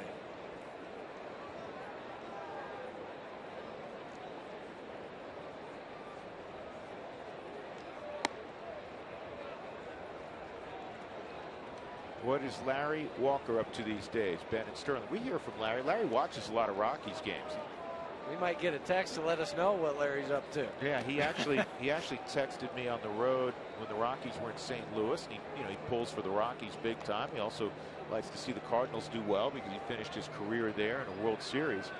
And he said, "This is perfect. I can watch both my teams. I don't have to flick around and channel surf." 2-0 on Sandoval.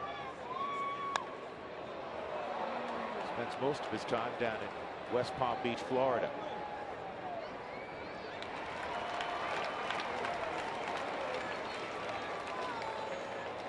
That'll bring up Posey. Would the Rockies be a good American League team? I guess I would have to ask for what is the criteria that makes you better in one league than the other. Still got to get 27 outs. I mean, the only difference is the DH, and the Rockies do have a lot of offensive talent, so they definitely would hang in there in the American League lineup for lineup. I just enjoy the National League style of ball.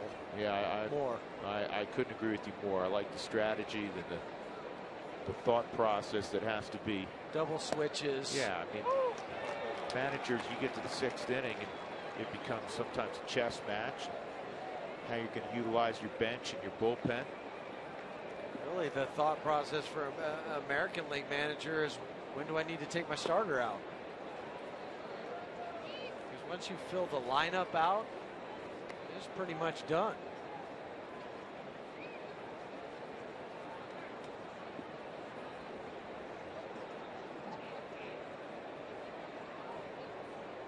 One and 2 count on Posey. Has Brian Wilson been picked up by anybody yet? Not to my knowledge. No. Still rehabbing from Tommy John. And I don't think he's really looking to get picked up yet until he is fully healthy.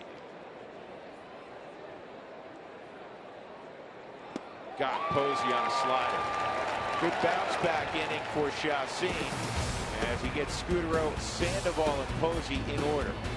6-5 Colorado.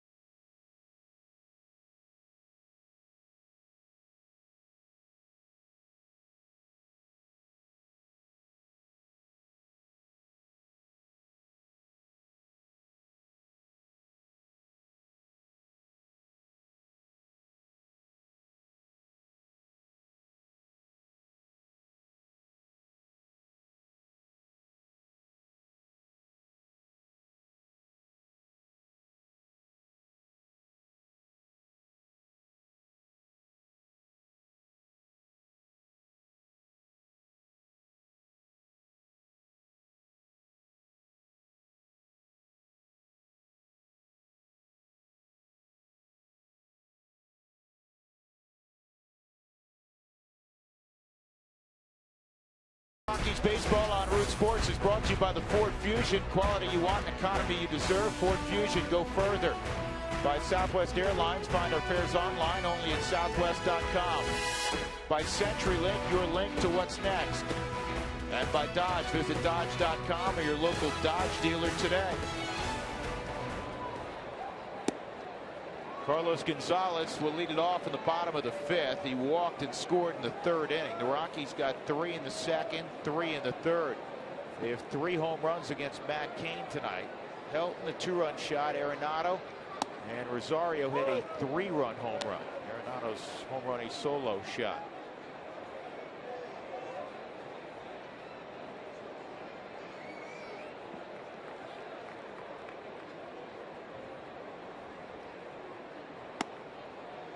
Two and one.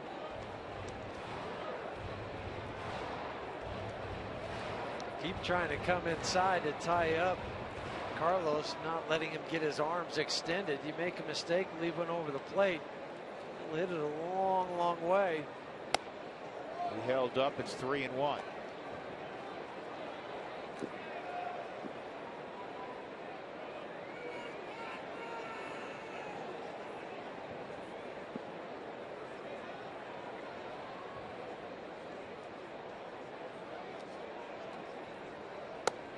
And another walk.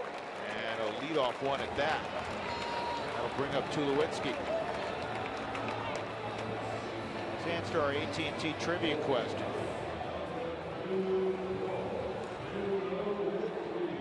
Seven players have won a batting title, an MVP award, and a World Series title all in the same season. How many of them can you name? There's one in the ballpark, obviously. He's catching for the Giants, Buster Posey. Frank Robinson did it in '66. Dick Groat of the Pirates in '60. The Mick did it with the Yankees. Willie Mays, Stan Musial, Joe DiMaggio. Runner going first pitch and safe at second base with his 6th stolen base is Carlos Gonzalez. With the pressure on Matt Cain and Buster Posey right out of the gate, Carlos slides to the outside part of the bag, and the Mike Shaw Subaru Supermo shows him getting in before the tag was applied from Scudero.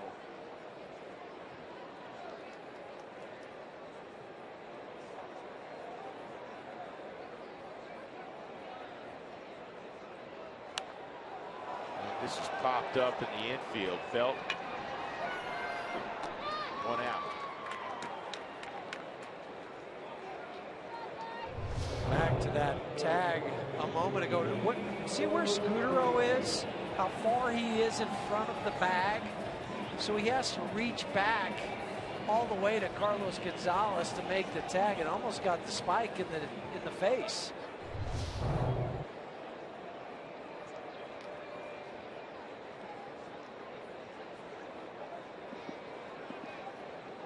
My nose broken by one of those spikes coming up on a tag play.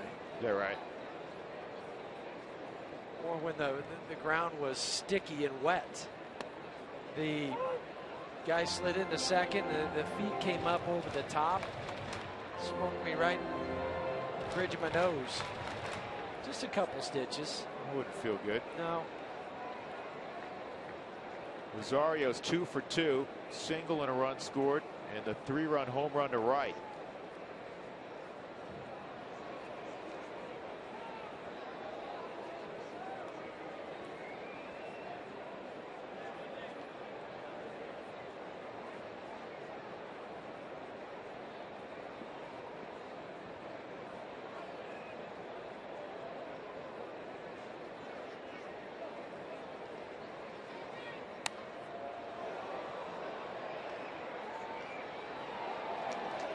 Thanks for texting in your questions during Toyota Talk. For more answers to your questions, visit the Root Sports Facebook page at facebook.com/RootSportsRM. Tracy Ringlesby will answer at least one more of your questions at that place and time.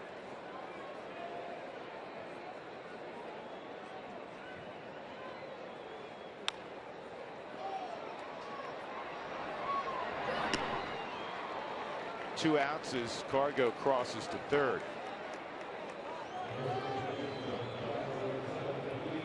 See if Todd Helton can come through with 2 outs. Are you the ultimate Rockies fan in the state of Utah? Show us why you're the ultimate fan by taking a picture through Instagram or Twitter. And tagging you with a Root fan UT hashtag. For official rules, visit facebook.com/RootSportsRN. Helton, a 2-run home run and a drive to the center field wall. And this ball toward Henson right on the line. He'll get over and make the catch. Cargo stranded at third base. We go to the 6th inning. The Rockies 6 and the Giants 5.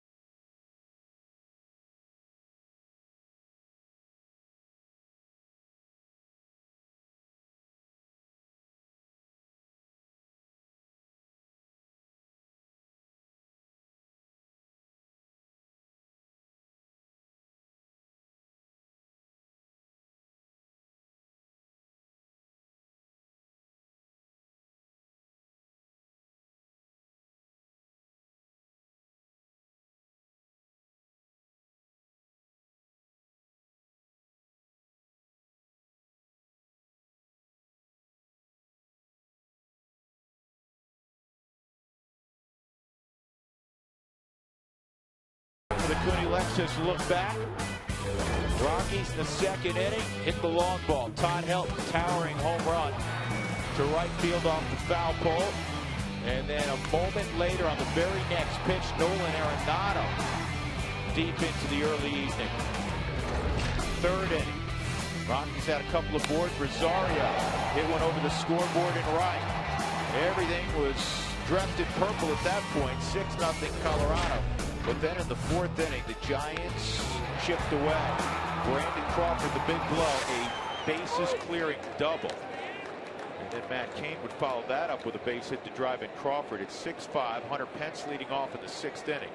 Cooney Lexus, where luxury has a new address, so now open in Greenwood Village.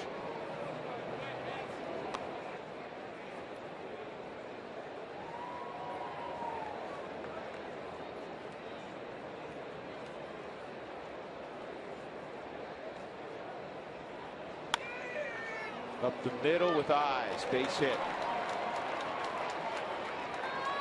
Once it got past Jolice, Troy couldn't get there.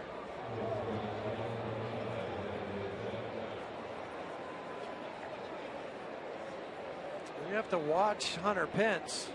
He has 7 stolen bases. He's not been caught yet this year. We had a question about seeing eye singles the other night. That was a seeing eye single. Belt 0 for 1. He walked with the bases loaded in the 4th inning to force in the first run for the Giants.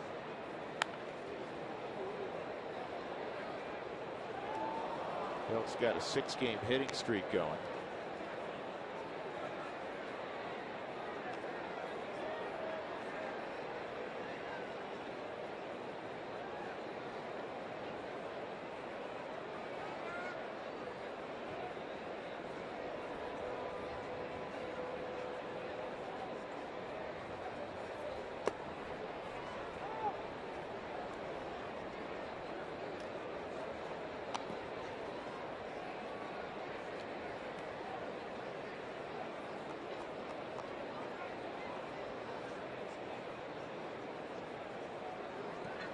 '87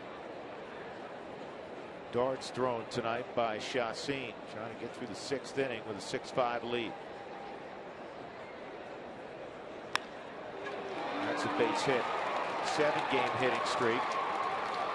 And Pence goes first to third. Nobody out. Tying run 90 feet away for San Francisco.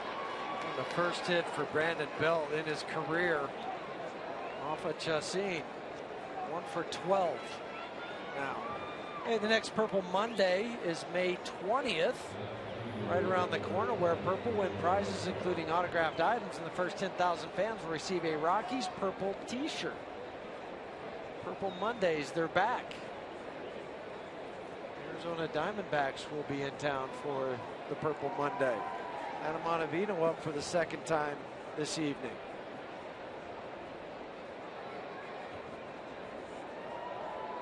Rockies set for 2 up the middle.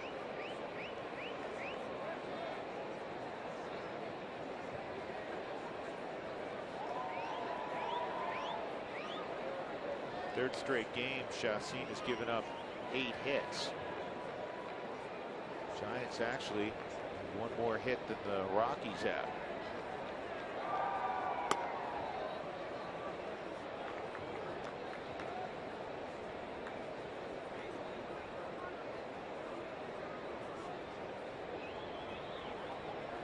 If you could dial up the strikeout, now would be a golden opportunity to do that.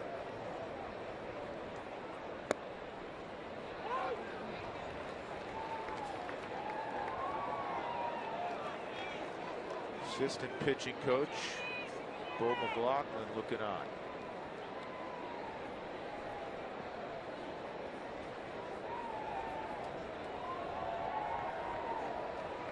Blanco a double and a fly ball to right field.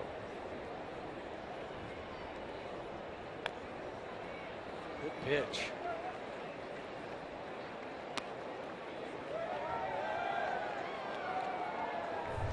Mike Shaw Subaru Supermo, the changeup straight out of the hand, puts it back deep so you have 3 or 4 fingers rotating off the ball. Slow it down with the friction. Turn the wrist over, work it away from a left-handed hitter.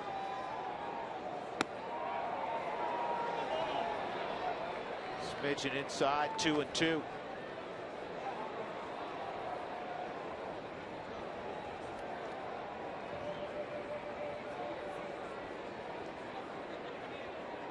You have him set up for a changeup if you want to throw it again. And it's 3-2. Fastball. Well, let's see how Bochy plays this with Belt at first base to try to stay out of the double play. Blanco is a tough guy to double up.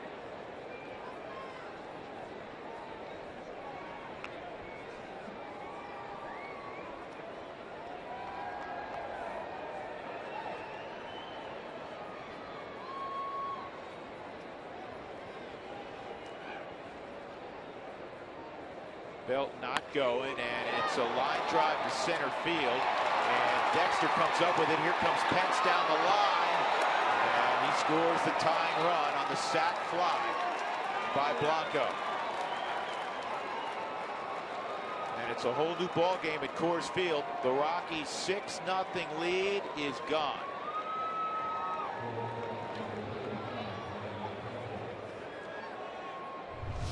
The tag at third base with Hunter Pence, ball up in the air. You immediately go back to the bag, left foot on the bag. Dexter Fowler gets rid of it in 3 steps. I mean, he had all the momentum. Pence was just faster than the ball.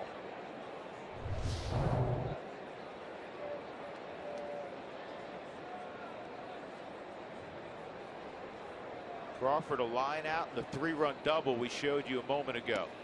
Strike 1 on Brandon Crawford. That really was the big blow of that inning. There was 2 outs. You get him out. They only scored the 1 run.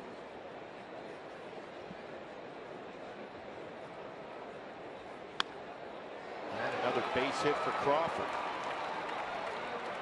Belt will stop at second. That'll bring up Matt Cain. Now you're in a situation, if you're Bochy, with Cain, you assume you're going to bunt here with 1 out. hand it over to Pagan. And Walt Weiss is going to go and get his right-hander. And this will be very disappointing for Chassin. You have a 6-0 lead. I don't care who you're facing, but a 6-0 lead against Matt Cain. You want to put that in your hip pocket and drive it. And at home. Maybe not to the finish line, but toward the finish line. And at home. That's the thing that will eat at Jolice all night until his next 4 days. So Adam Ottavino will come in. It's a 6-6 ball game. 2 Giants on. Cain coming up, just 1 out.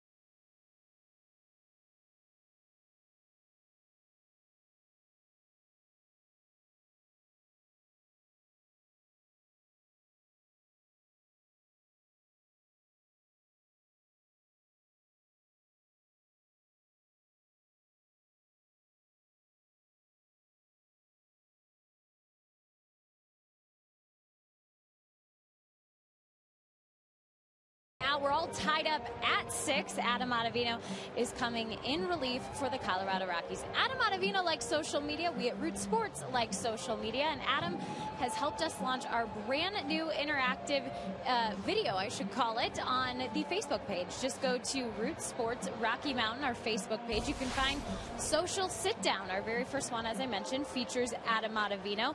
He loves using Instagram. He's very artistic with some of his pictures. He'll take you on road trips with them to other ballparks. You can experience it all, and we'll showcase a little bit of Adam's work on Social Sit Down. So find us on Facebook. And by the way, while I'm talking Instagram, today is a hashtag TBT. Drew, Jeff, I know you don't know what that means. It's Throwback Thursday. Well, of course Houston knows. Drew, I'll fill you in later. Don't worry about it. But if you go to my Instagram page right now, Jenny Kavner, you'll find a little special Throwback Thursday. I went really young. Chubby cheeks young. Jeff, you'll like it. I'll have to look at that one for Throwback Thursday, Jenny. Thank you. No comment. Matt Cain with 1 out. You got to figure he's going to lay down a bunt here. Todd will charge hard from first base. And Ottavino, he does the right thing. Trying to bluff to see if Cain will reveal early. Cain's been around the block a few times. He's not going to fall for the inside move to showcase what he's doing.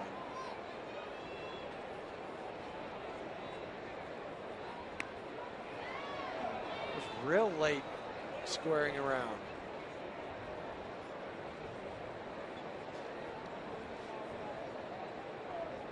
Longtime third base coach for Bruce Bochy, Tim Flannery, was with him in San Diego, followed him to San Francisco.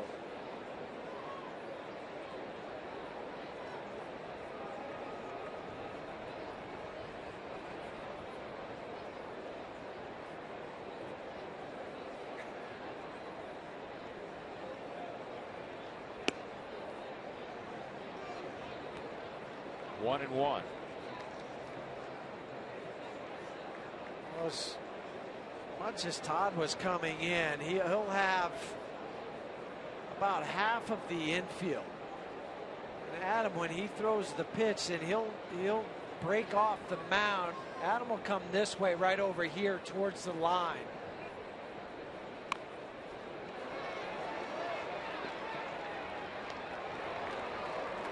Good bunt. Rutledge covers first. 2 outs. Those are the little things. One of the reasons why the Giants win frequently. They get the little things done. Matt Cain against a guy that's not easy to bunt. Mid-90s fastball, throws a slider quite a bit. He gets the bunt down. And now it's up to Pagan from Bruce Bochy's perspective. Well, 5th sacrifice bunt this season for Matt Cain. And that's where a pitcher will help himself out. If a manager knows that he can do that, you don't have to pinch hit.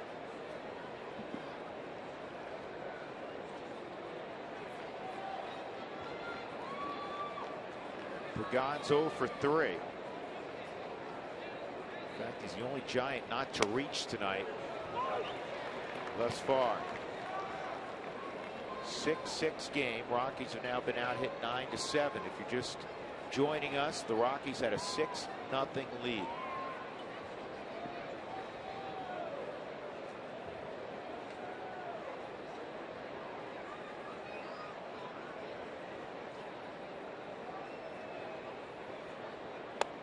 Slider dropped in on the corner. And well received from Molin Rosario. Caught the corner, but watch Molin have his thumb up and then turn it over and then stick it for the umpire so he can see that pitch.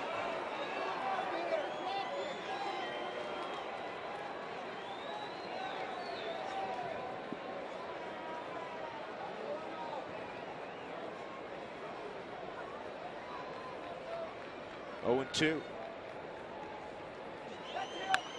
Fastball bounced up the middle, on through. It's going to be a 2-run single for Angel Pagan, and the Giants lead at 8-6.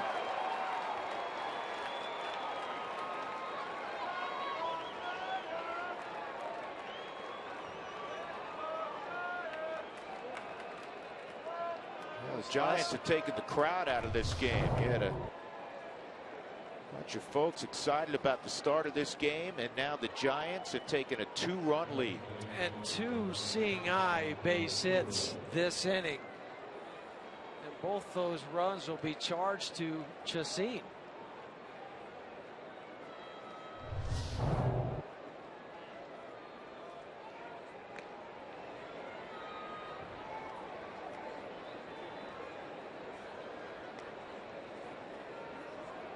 So Chacin go winless in 3 straight starts, and this line not pretty. 5 1/3, 8 runs on 9 hits, couple walks, couple strikeouts.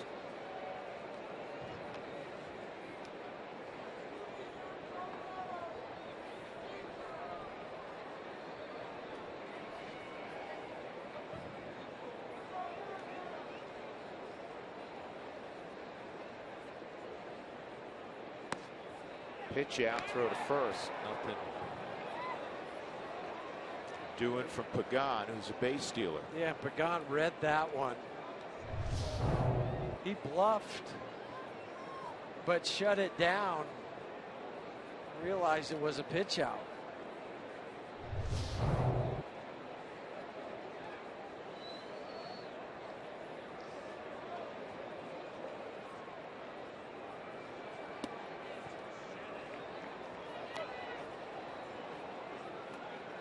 Two 2-0 on Marco Scudero.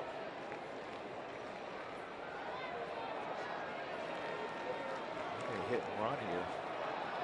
Don't typically do it with 2 outs. So.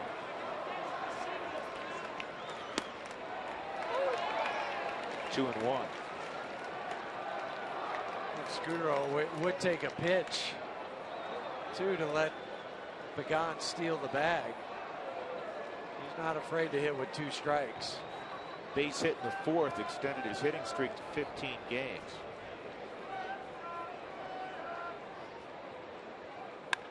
And another base hit.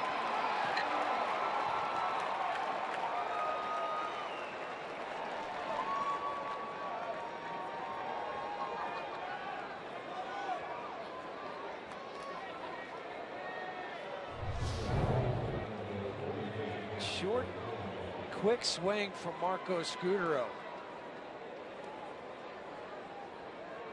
Drops it into left field for another 2 hits tonight. Rob Scahill just recalled from Colorado Springs. He's getting loose in the bullpen.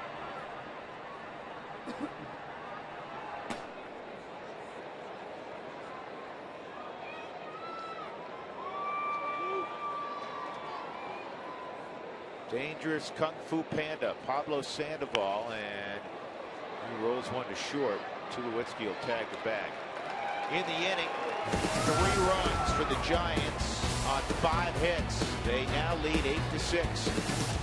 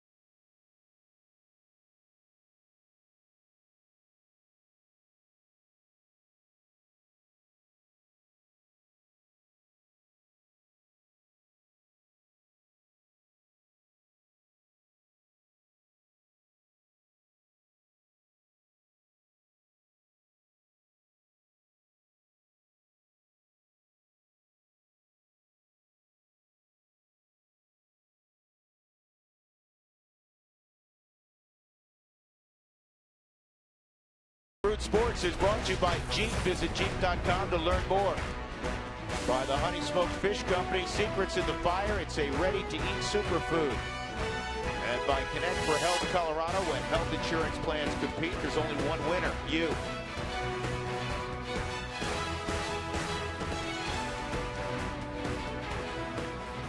Giants leading 8-6. And here is today's injury report brought to you by Connect for Health Colorado. Jeff Francis placed on the disabled list with a left groin strain. Even though he pitched well against the Cubs, he suffered it in the 2nd inning. So he's on the shelf. Rob Scahill was called up. Nolan Arenado leading things off. Now Scahill is he's warming up right now. He's a guy that works out of the bullpen. So the Rockies still need somebody to start later on this weekend in Francis's place. Won't be announced till maybe tomorrow or Saturday, and people are sitting at home. Why don't they announce it now? There's so many things that can happen in the next 2 or 3 days. No sense putting it out there. You see what happens and what transpires. Right.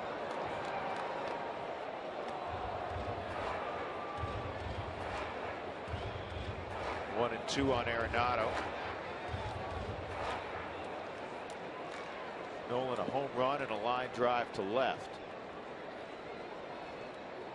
I don't think Matt Cain really thought he would have the baseball with the lead in this game after giving up 3 home runs and being down 6-0. Well, the Rockies have plenty outs to work with on offense. It's just the bottom of the 6th.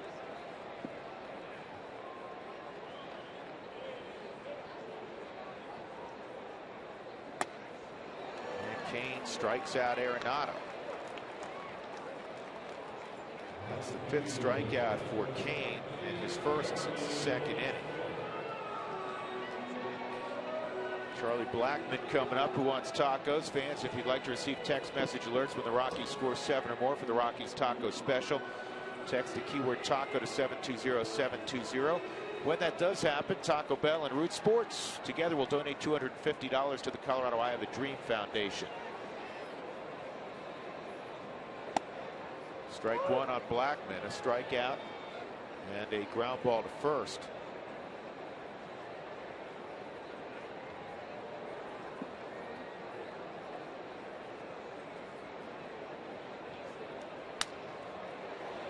And this is a tough chance by Blackman. That's a really good play, Jeff. You played shortstop. That ball's spinning, and he's coming in hard, and then he realizes he can't catch it in the air, and he grabs with the bare hand. Well, it's just hand-eye coordination. It's spinning, it's a jam shot off the bat, and he also loses his balance as he's falling back.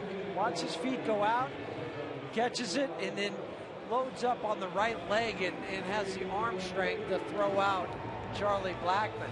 The Mike Shaw Super. Watch the right foot get planted. That allows the throw to happen.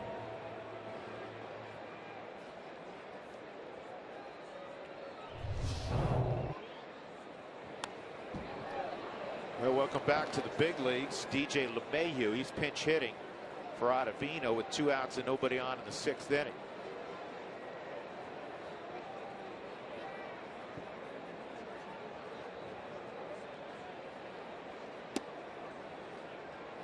We mentioned what the numbers that DJ had put up down in the Springs in our Open, and 7th in the PCL in hitting, and he went from game 1 and just carried it forward till today. And DJ keeps hitting line drives, so base hit for LeMahieu. That's all he was doing in the PCL. 52 hits. That was 2nd down there. He had 297 last year with the Rockies in 81 games. First career home run off of Matt Cain last year in San Francisco.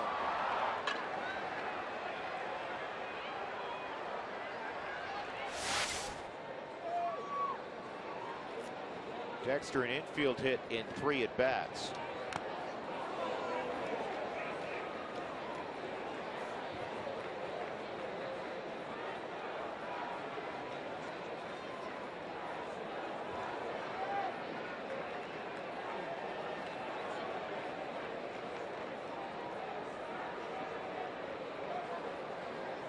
Struggled on the road trip as a lot of Rockies hitters did. 3 for 20.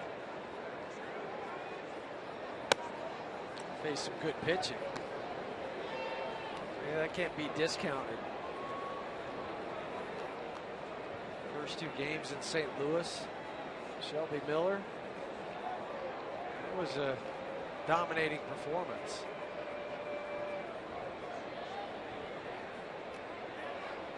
There goes LeMahieu, and the throw is not going to get him, and it skips into center field. LeMahieu's going to move up.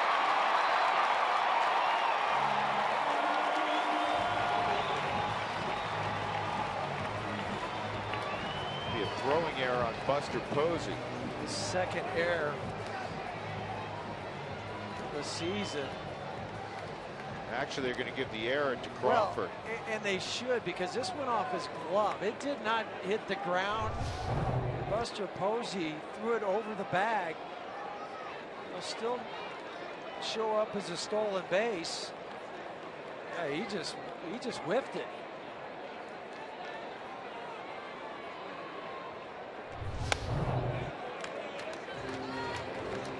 That's the 4th error this year on Brandon Crawford.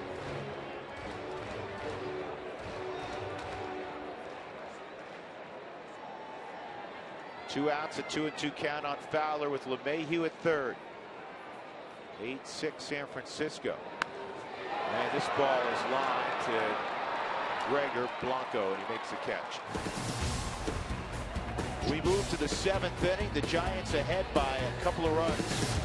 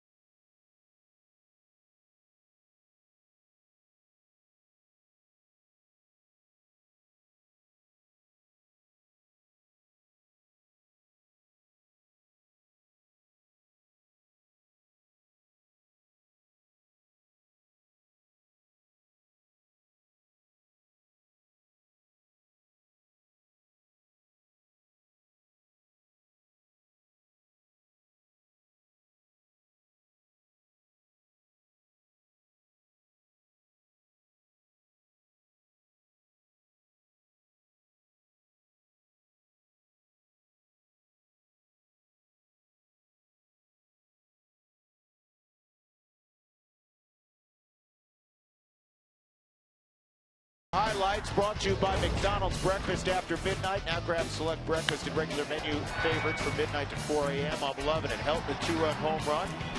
2-0 Rockies. Next pitch, home run, Nolan Arenado. 3-0 Colorado. Next inning, Willeen Rosario would hit a 3-run home run. It was 6-0 Colorado. And then the Giants had a big inning. 5 runs in the fourth. Bases clearing double for Brandon Crawford. And then the 6th inning, it got worse. 0-2 pitch, bounced up the middle by Angel Pagan. That scored 2 runs. And the Giants with 8 unanswered now lead 8-6. The Rockies have lost 9 consecutive games to the Giants. Rob Scahill, who was up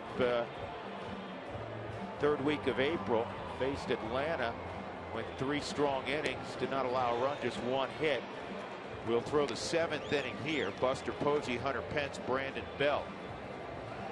I wonder if Kane will go back out in the bottom of the 7th. He's thrown 104 pitches. Now he's a horse. He is a horse, but as many pitches as he had to throw early in the game.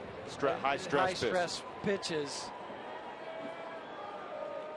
I would be surprised if he did, but their bullpen was taxed the last couple of days up in Toronto, so maybe he'll say, I'll go out there because I know how much work they've had lately. And for Rob Scahill, making his 2nd tour with the Rockies, Matt Cain. No handshake, so I could see down in the dugout from Bruce Bochy, so he might be going back out there for the 7th.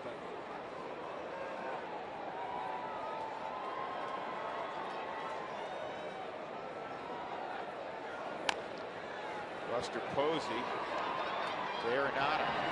Gathers himself and fires a strike chest high to Helton, 1 out. Well, the Rockies like Rob Scahill. He's got a power arm.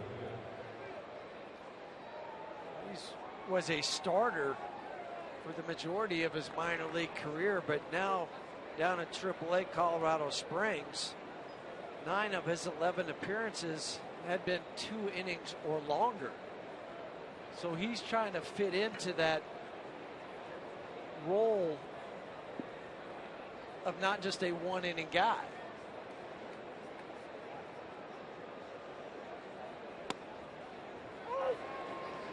There's the power you were mentioning, Drew, a 95-mile-an-hour fastball.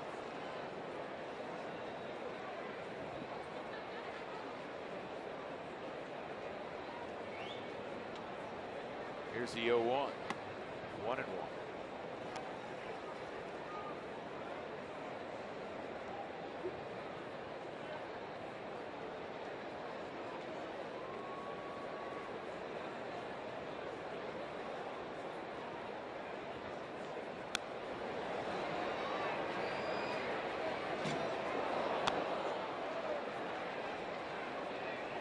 Jeremy Affeldt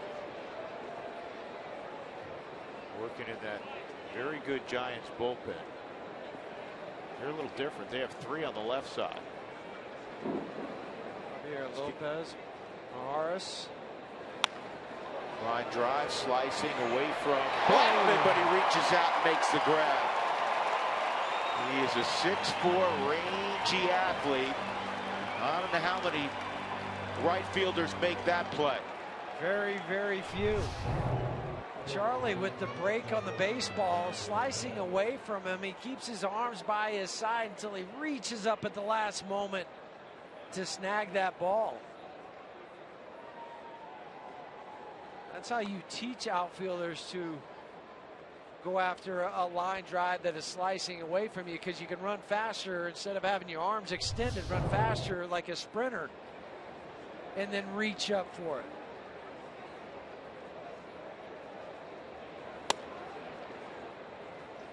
Ball 1 at 95 on Brandon Belt.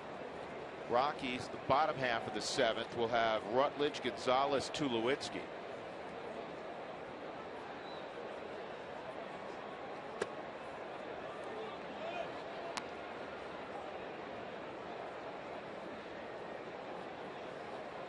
Maybe Bruce Bochy lets Kane go out to start the inning. to see what happens with the first hitter and has Affelt for Carlos Gonzalez. That would be a thought. But some managers also like to, if they're going to bring a reliever in, just to bring him into a clean inning. I don't think it matters to Jeremy, though.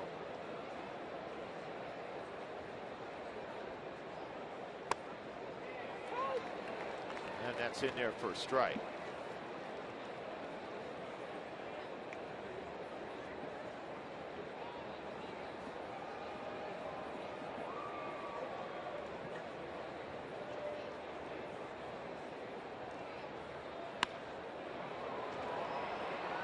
Left center field.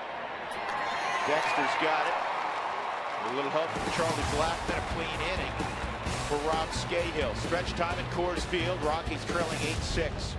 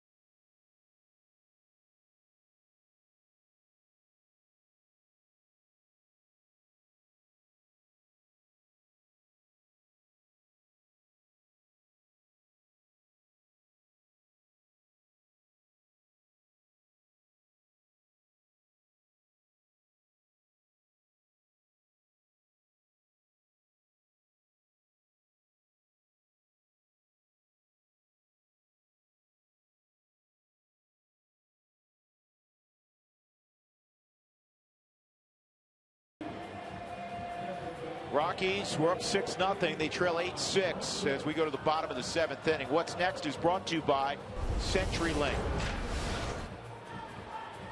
Tomorrow, Madison Bumgarner, the outstanding lefty for the Giants, against the Rockies, Jorge De La Rosa. So a battle of left-handers. Bumgarner 4-1, De La Rosa 4-3, both with sub-3 ERAs. Ought to be a good matchup. First things first, the Rockies trying to get back after Matt Cain. I felt ready in the bullpen. Rutledge, Cargo, Tulowitzki.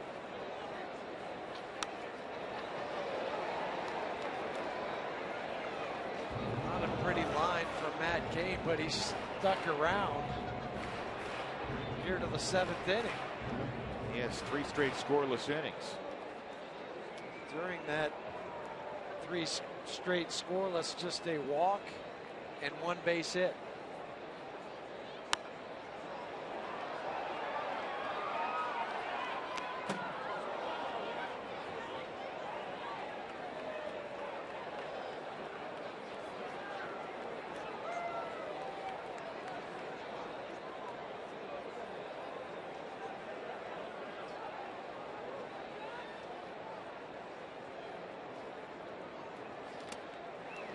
Foul tip held on by Posey, and Rutledge is gone.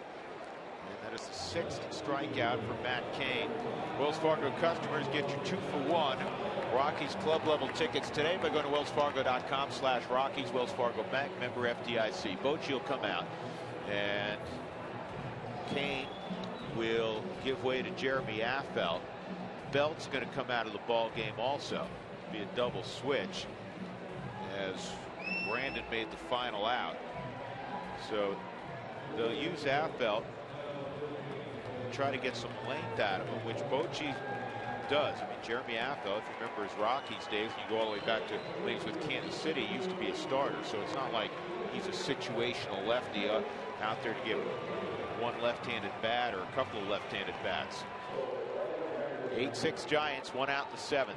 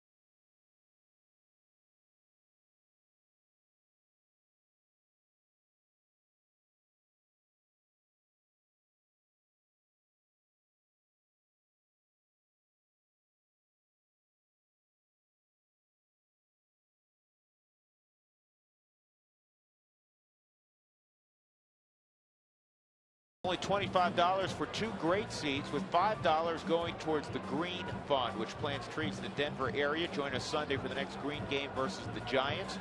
Visit Rockies.com/green for more information.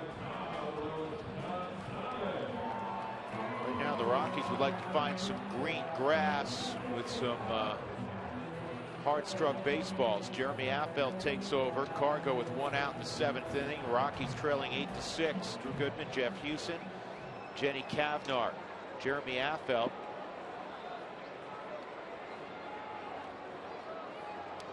He's been unscored upon in his last 6 appearances. 10 out of 12 this season. His 14 games.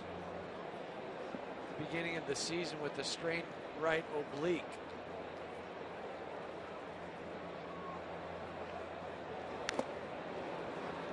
One and one the count on Cargo. He struck out against Kane and then earned 2 walks against Kane. It's only 2 walks. Kane goes 6 1/3, 6 runs, 8 hits, with 2 aforementioned walks and 6 strikeouts. Matt Kane threw 108 pitches, the native of Germantown, Tennessee. #1 pick, 25th overall back in the 2002 draft out of high school. They've had a lot of success with starting pitching. Madison Bumgarner, another high school sign who got to the big leagues quickly. He's a North Carolina kid. Just workhorses, guys that lead up a ton of innings. Kane, 6 straight seasons of 200 or more innings. And a slider, and Cargo's gone. 2 outs. The first 10,000 fans on next Tuesday night will receive a coupon good for a Hebrew National Dollar hot dog. Get your ticket now. May 21st, Tuesday night, the Arizona Diamondbacks will be in town. It's also Hebrew National Dollar hot dog night.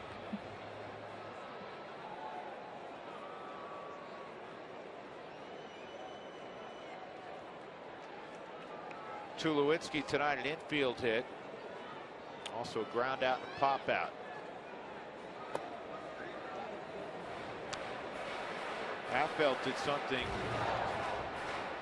very unique, and the whole situation was unique. He signed a 2-year, $10 million deal, agreed to it.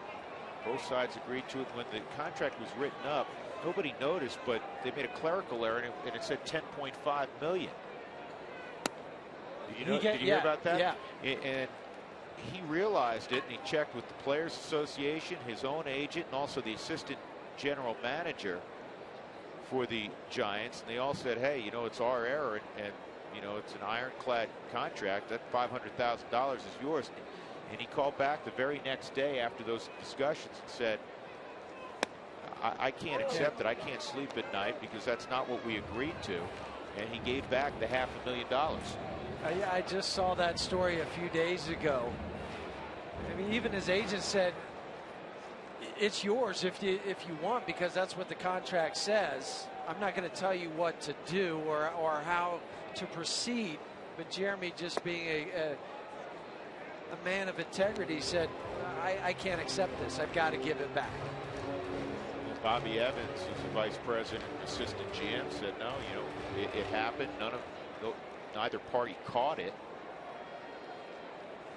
But I give Jeremy a lot of credit.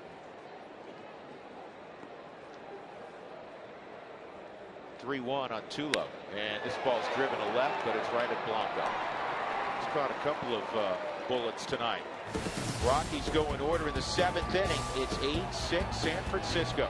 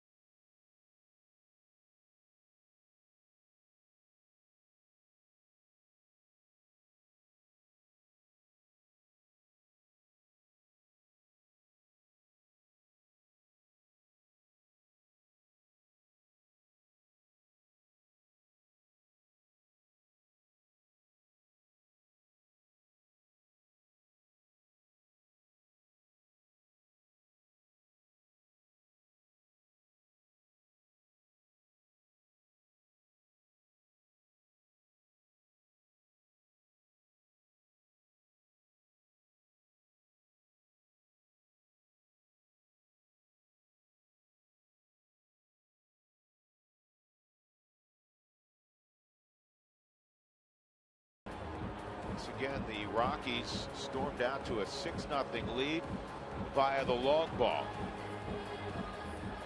Giants have not hit a home run in this game, but they bunched a lot of hits together. Biggest blow, a 3-run bases clearing 2-out double by Brandon Crawford.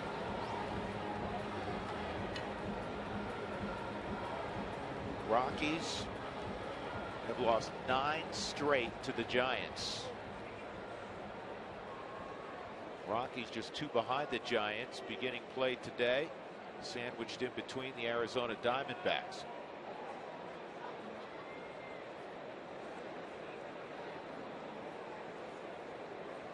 Arizona's off tonight. Here come the Padres also. They just swept the Orioles, your old club at Camden Yards.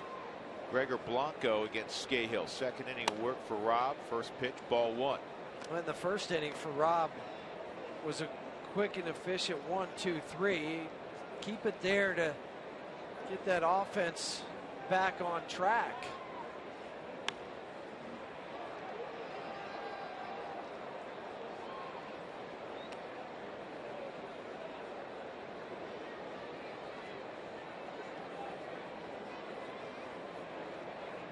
Scahill, 26-year-old out of Bradley University. Peoria, Illinois. Hometown of Jim Wright, his pitching coach.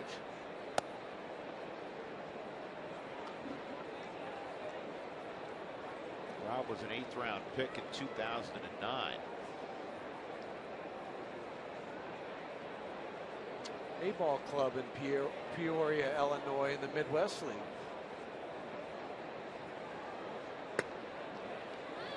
Three and one.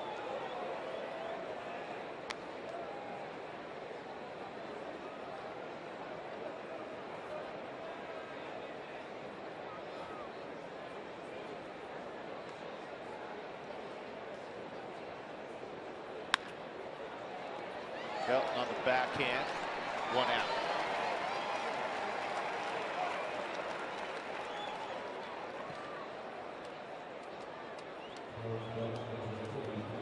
Brandon Crawford, 2 for 3. One time the Rockies retired him, it was a line drive to right. He's got 3 ribbies tonight. He's hurt the Rockies this year because you go back to that home run he hit in San Francisco. That was a go-ahead type home run, if I recall. Yeah, that was off of Adam Ottavino in that game. That's when they scored 4 runs in the 6th inning in San Francisco. The final score of that game was 9-6 when the Rockies were leading 6-2. Yeah, I remember that game. When you're up by 4 runs in San Francisco, you feel like that's I think we were saying at the time, that's like being up by 7 or 8 runs at Coors Field. And here the Rockies were enjoying a 6-run lead at Coors Field, and they have pitched by and large very well this year, and now they trail by 2 runs. Well, to get another chance here. Good job by Todd. He had to come get that the way the ball was hopping, and gets Crawford at first on the flip to Scahill. And then just an easy flip to Rob, just float it up so he can grab it and then step on the bag. I really believe that's where Todd's football background as an option quarterback in high school at times comes into play. Just the feel of having to, how much pressure to put on the ball, how softly to toss it. All those things come together. You have the pitcher breaking over to the bag, so his head is bouncing up and down because he's trying to slow down, see where the ball is. He knows the runner's coming. I've got to catch it and step on the bag. 1 strike count to Brett Pill, his first at bat. Came into the double switch. Belt went out of there. He's playing first base, and he's behind 0-2. Auto glass damage, Safelite Auto Glass. The folks to call 303-287-5000, online at safelite.com.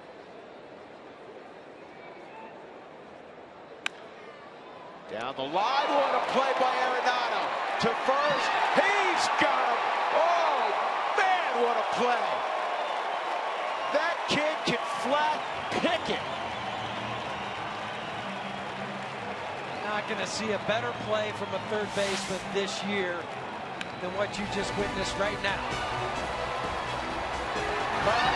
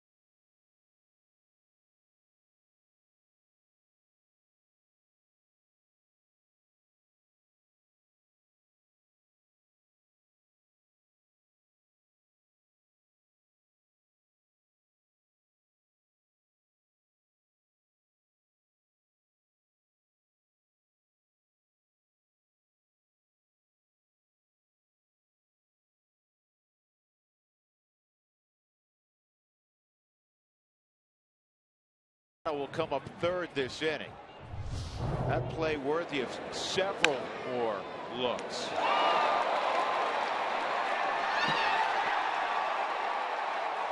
Everything that he did there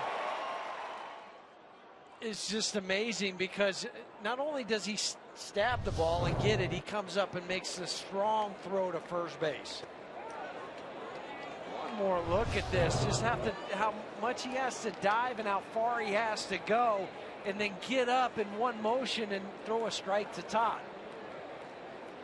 Great play. That is a great play. Now for the bats. Willeen Rosario, single, 3-run home run, a bouncer to short. Here's the 0-1 from Affeldt, and that misses 1-1. 33-year-old Jeremy Affeldt, native of the Pacific Northwest, former 3rd-round pick of the Royals, got to the big leagues at 22. 06 and 07, he was a Rocky.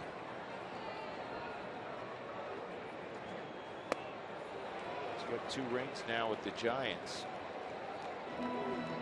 Santiago Casilla, the right-hander for the Giants, is up in the bullpen.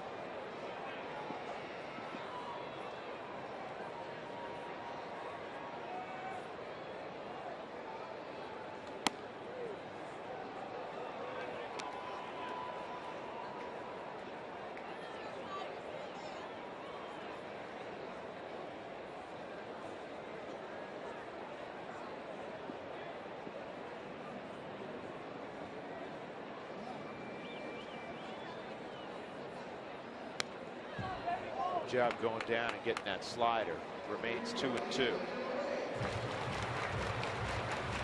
Just need one base runner to bring that tying run to the plate. Yeah, and listen, however you get it done, you want to get it done. But you'd like to see the Rockies in a perfect world start bunching some hits as opposed to waiting on the proverbial 3-run home run.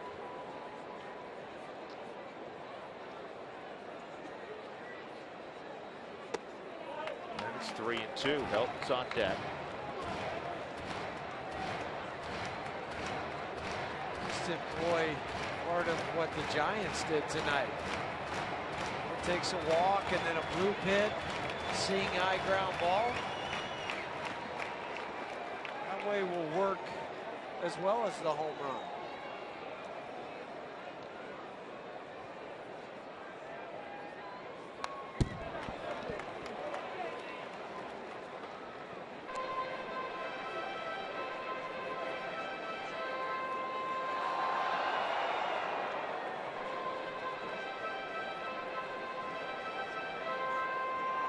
Willeen pinch hit last night in the 9th inning with 2 men aboard in a 6-3 loss and lined out to center field.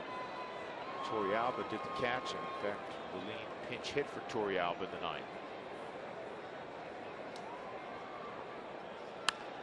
This ball's lined to deep right again, and it's tracked down by Hunter Pence.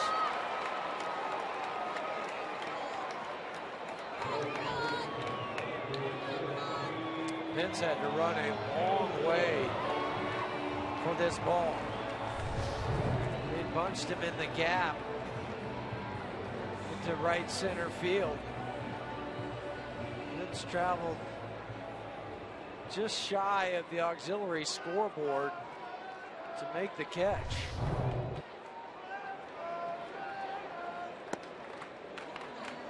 Well, flinched on the slider, but it was out of the zone. 1-0. Todd 3 for 9 against Affeldt in his career.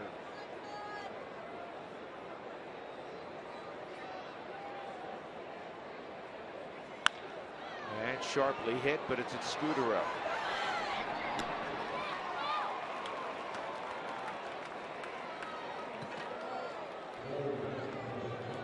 Seven straight retired by San Francisco, and 12 of their last 13.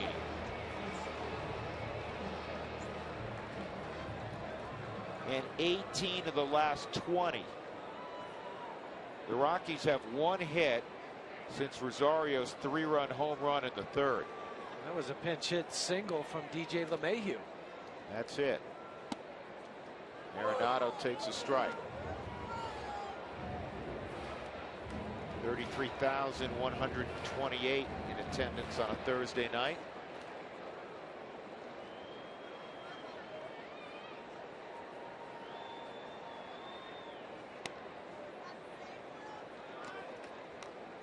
Talking about having to keep your foot on the accelerator.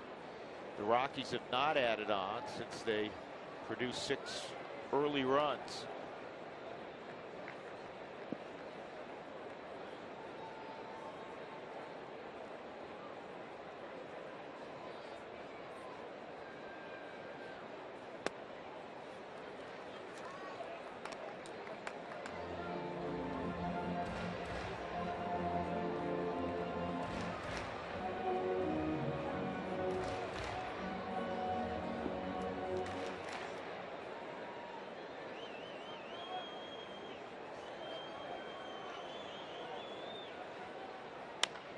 And Arenado drives this with authority. Pence chasing, and he's going to make this catch.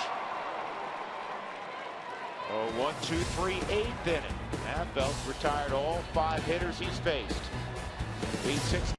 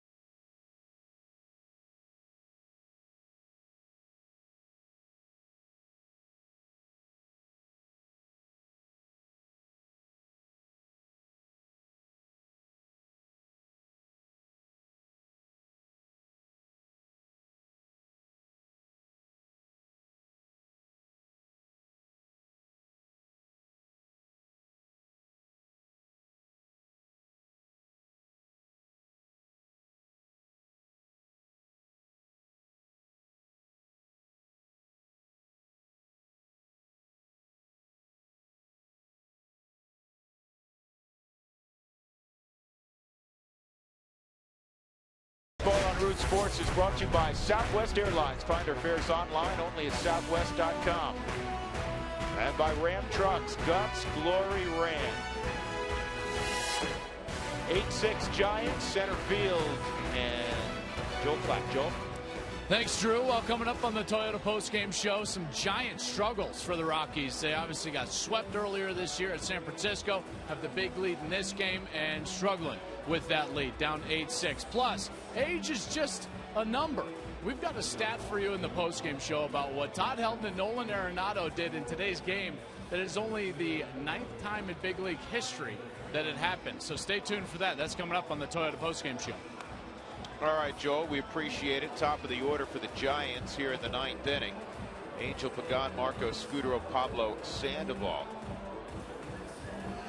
and Rob Scahill out there for his 3rd inning of work.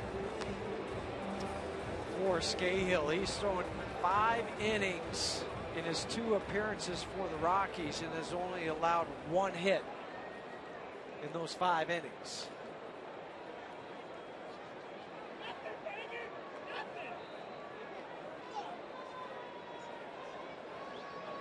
Giants have their closer up, the king of the slider, Sergio Romo.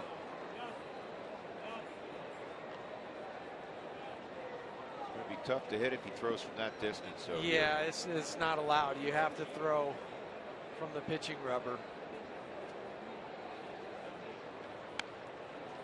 Pagan's bunt goes foul. Pagan on an 0-2 pitch in a 6-6 game in the 6th. Remember this. Against Adam Ottavino, bounced a ball up the middle to score 2 runs. Well, and remember how long it took him to get in the box at 0-2 because he was upset with the 0-1 call. He thought it was a ball. It was called a strike. And he waited 35 seconds before he got into the box. And he bounced the one up the middle for the 2 RBIs, but 6 out of the 8 RBIs for the Giants tonight have come from the 6th, 7th, 8th, and 9th spot in the lineup.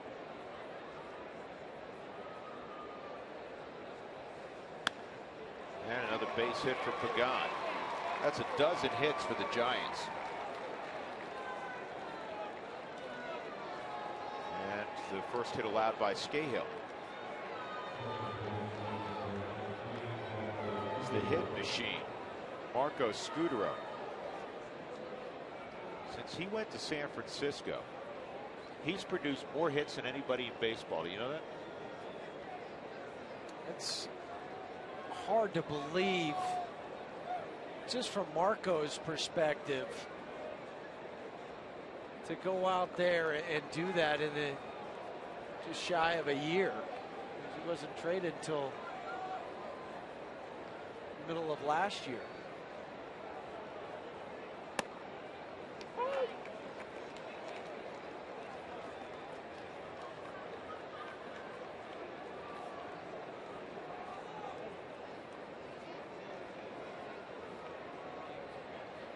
There it is. It's his first game with the Giants. He's got more hits. Torrey Hunter, Triple Crown winner Miguel Cabrera, the Royals Alex Gordon, and Dustin Pedroia. 2 second basemen on that list. Now second base, even shortstop. The positions have evolved from being defense first, second, third, and fourth to where you got to be able to swing it. Now you see sluggers at times playing those spots. The Rockies have one of those. Another guy who can hit the ball over the wall playing second, and Josh Rutledge. Vernon Wells played second base a couple nights ago after he played third base here against the Rockies in his first appearance in the infield. What's the matter with Girardi? He hasn't had him at short yet. They're still missing. Vernon said after the game, the only time he ever played the infield was the entire infield when he was in high school. He was an outfielder. The entire infield got suspended because they had bad grades. And he said for that reason he had to come in and play shortstop. The whole infield wasn't academically eligible. That was the last time he'd been in an infield, other than jogging through. Well, now he's been out there twice in right around a week's time. 0-2 on Scudero. Blackman in right.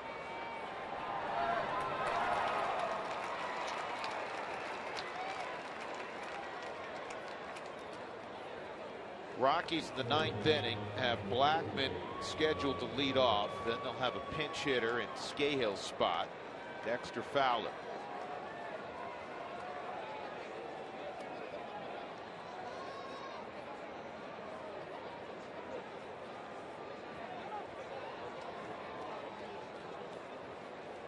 If it is Romo or the Giants, you would want a left-hander, so that slider is coming into you.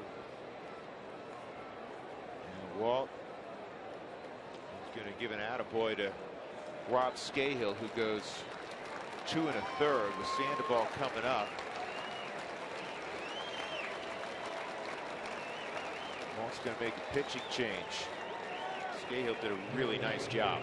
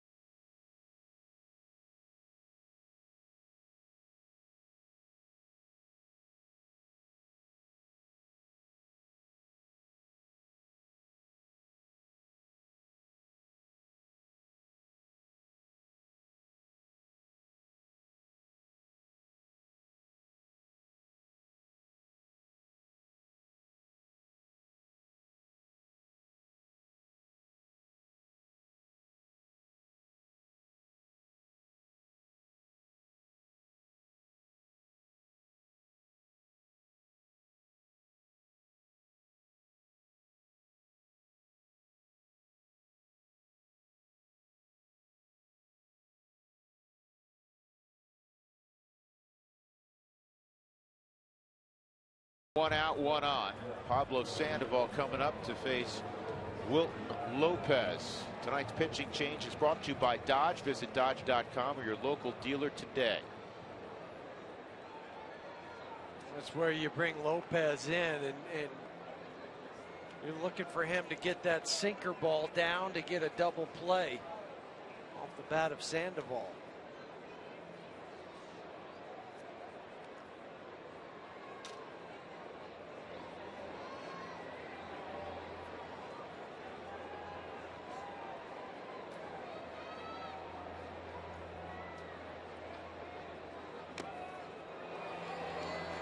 One on Sandoval.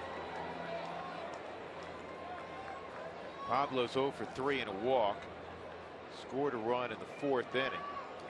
Hitting .358 over his last 17 games coming in.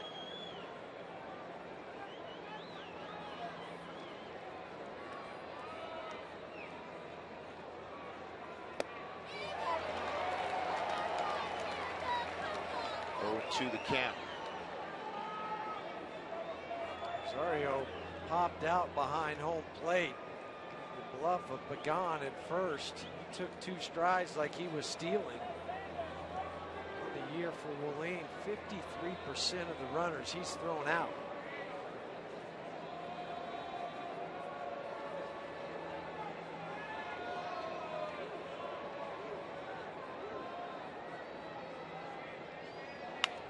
Punch down the line, just foul.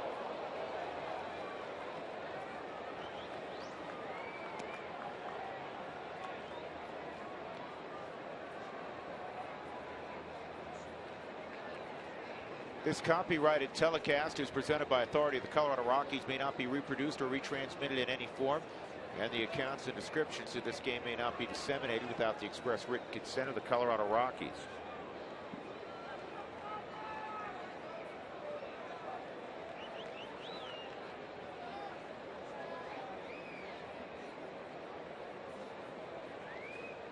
Here's the 0-2 on Sandoval, and that's pulled past Roberto Kelly, the first base coach.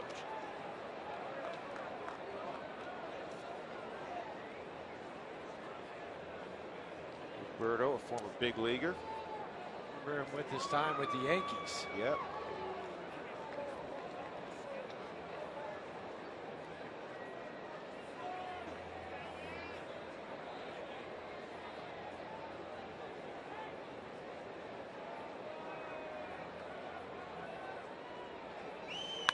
And a line drive caught by Rutledge, and they double up.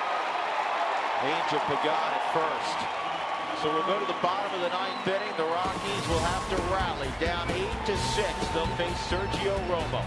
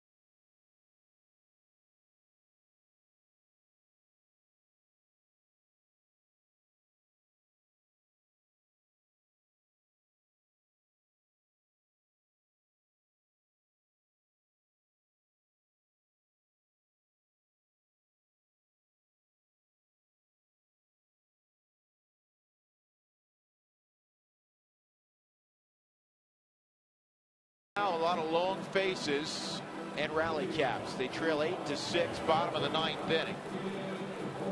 Joaquin Arias is now in defensively for the Giants. Pablo Sandoval is out of there. Charlie Blackmon will lead it off. And it's still Jeremy Affeldt because of the lefty Blackmon. And Bruce Bochy is going to match up here as he did with Matt Cain a couple of innings ago. He kept Cain in to face one man and then brought in Affeldt. Affeldt has faced 5 hitters and he's retired them all. Left-handers this year off of Jeremy Affeldt, 5 for 17.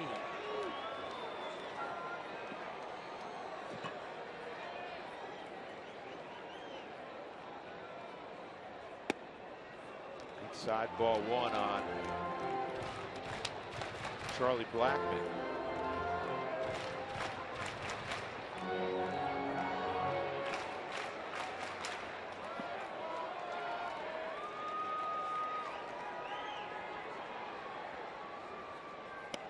Now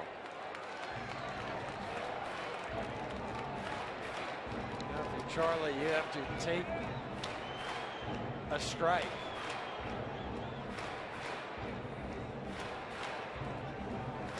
Some guys in the 9th inning or some managers don't want you to take one. Like Trevor Hoffman, you know, all those great years, you couldn't afford to fall behind. But being down by 2 runs in a 2-0 count, not going to hurt anything, even if he throws a strike to be 2-1. I hope he goes to 3-0.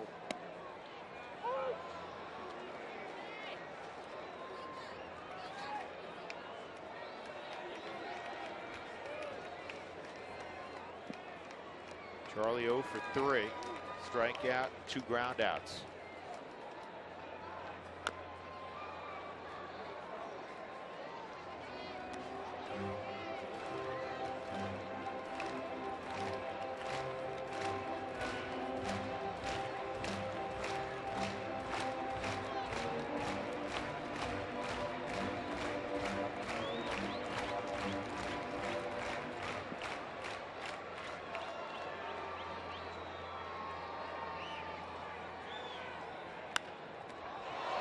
It's off the Affeldt, but he's going to recover and get Blackmon at first.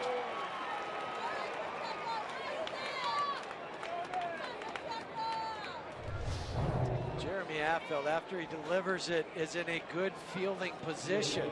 Otherwise, that's between the legs or off to the side. That's a base hit into center field.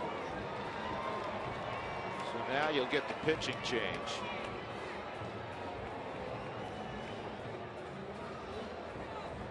One out, nobody on. Sergio Romo will come in. We'll step aside. 8-6 San Francisco.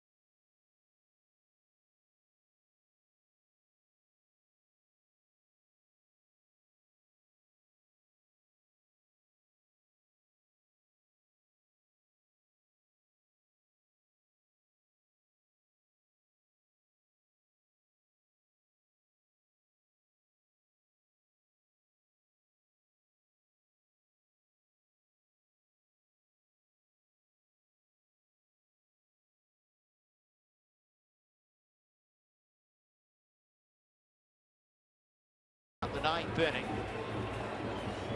Sergio Romo is on board for Romo.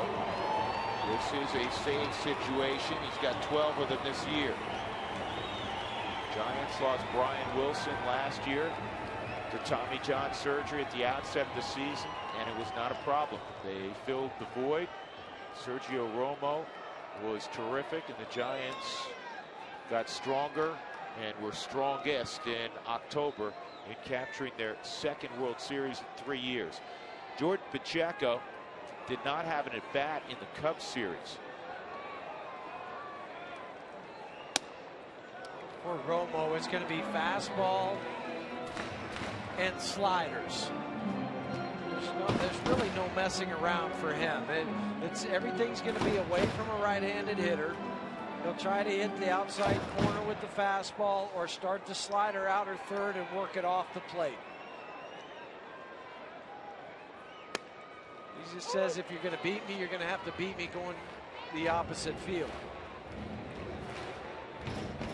29 games against the Rockies in his career, 24 innings pitched, 1-0 with a 1.88 ERA. He has struggled in his last 2 appearances. One of the 2 blown saves on the year has come in those 2 games. Jordan hits a high fly ball to deep left. It's fouled by about 25 feet up onto the concourse. It had home run distance.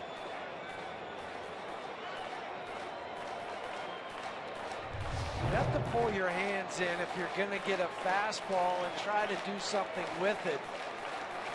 Mike Shaw, Supermo. Notice the right elbow, how close it is to his body.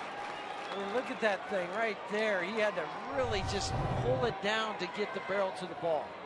Now they'll go away with a slider. That backed up, strike 3 on the inside corner. Not where he wanted to throw that pitch. He got lucky that it stayed inside enough where Buster Posey could hold it. The hitters are thinking, I see slider spin.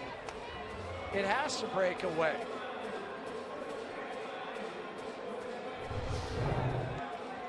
Two outs, nobody on in the 9th. Dexter Fowler, 1 for 4 at the plate.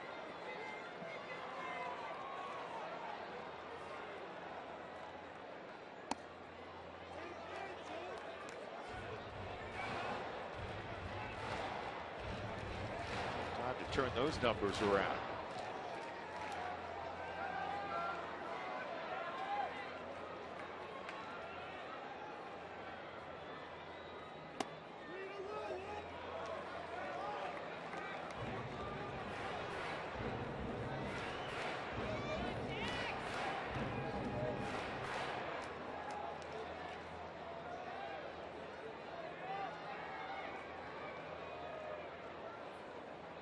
Two-0.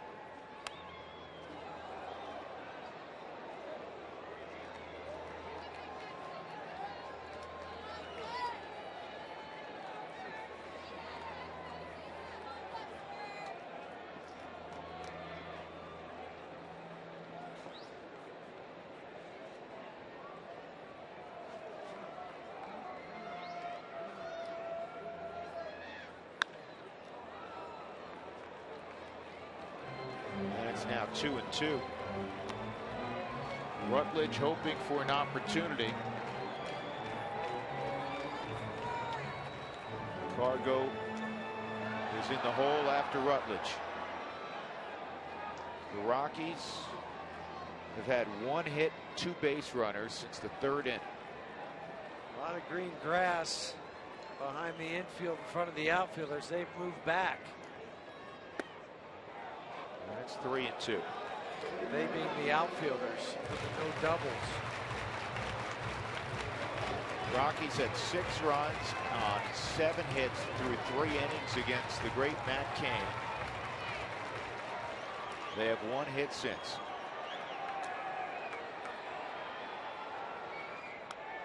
Good job by Dex. Real good job. Recognizing the pitch, knowing you can't do anything with it, but you don't want to take it in case it's called a strike. Just let me foul it off and give myself a chance for one more in a more hittable area.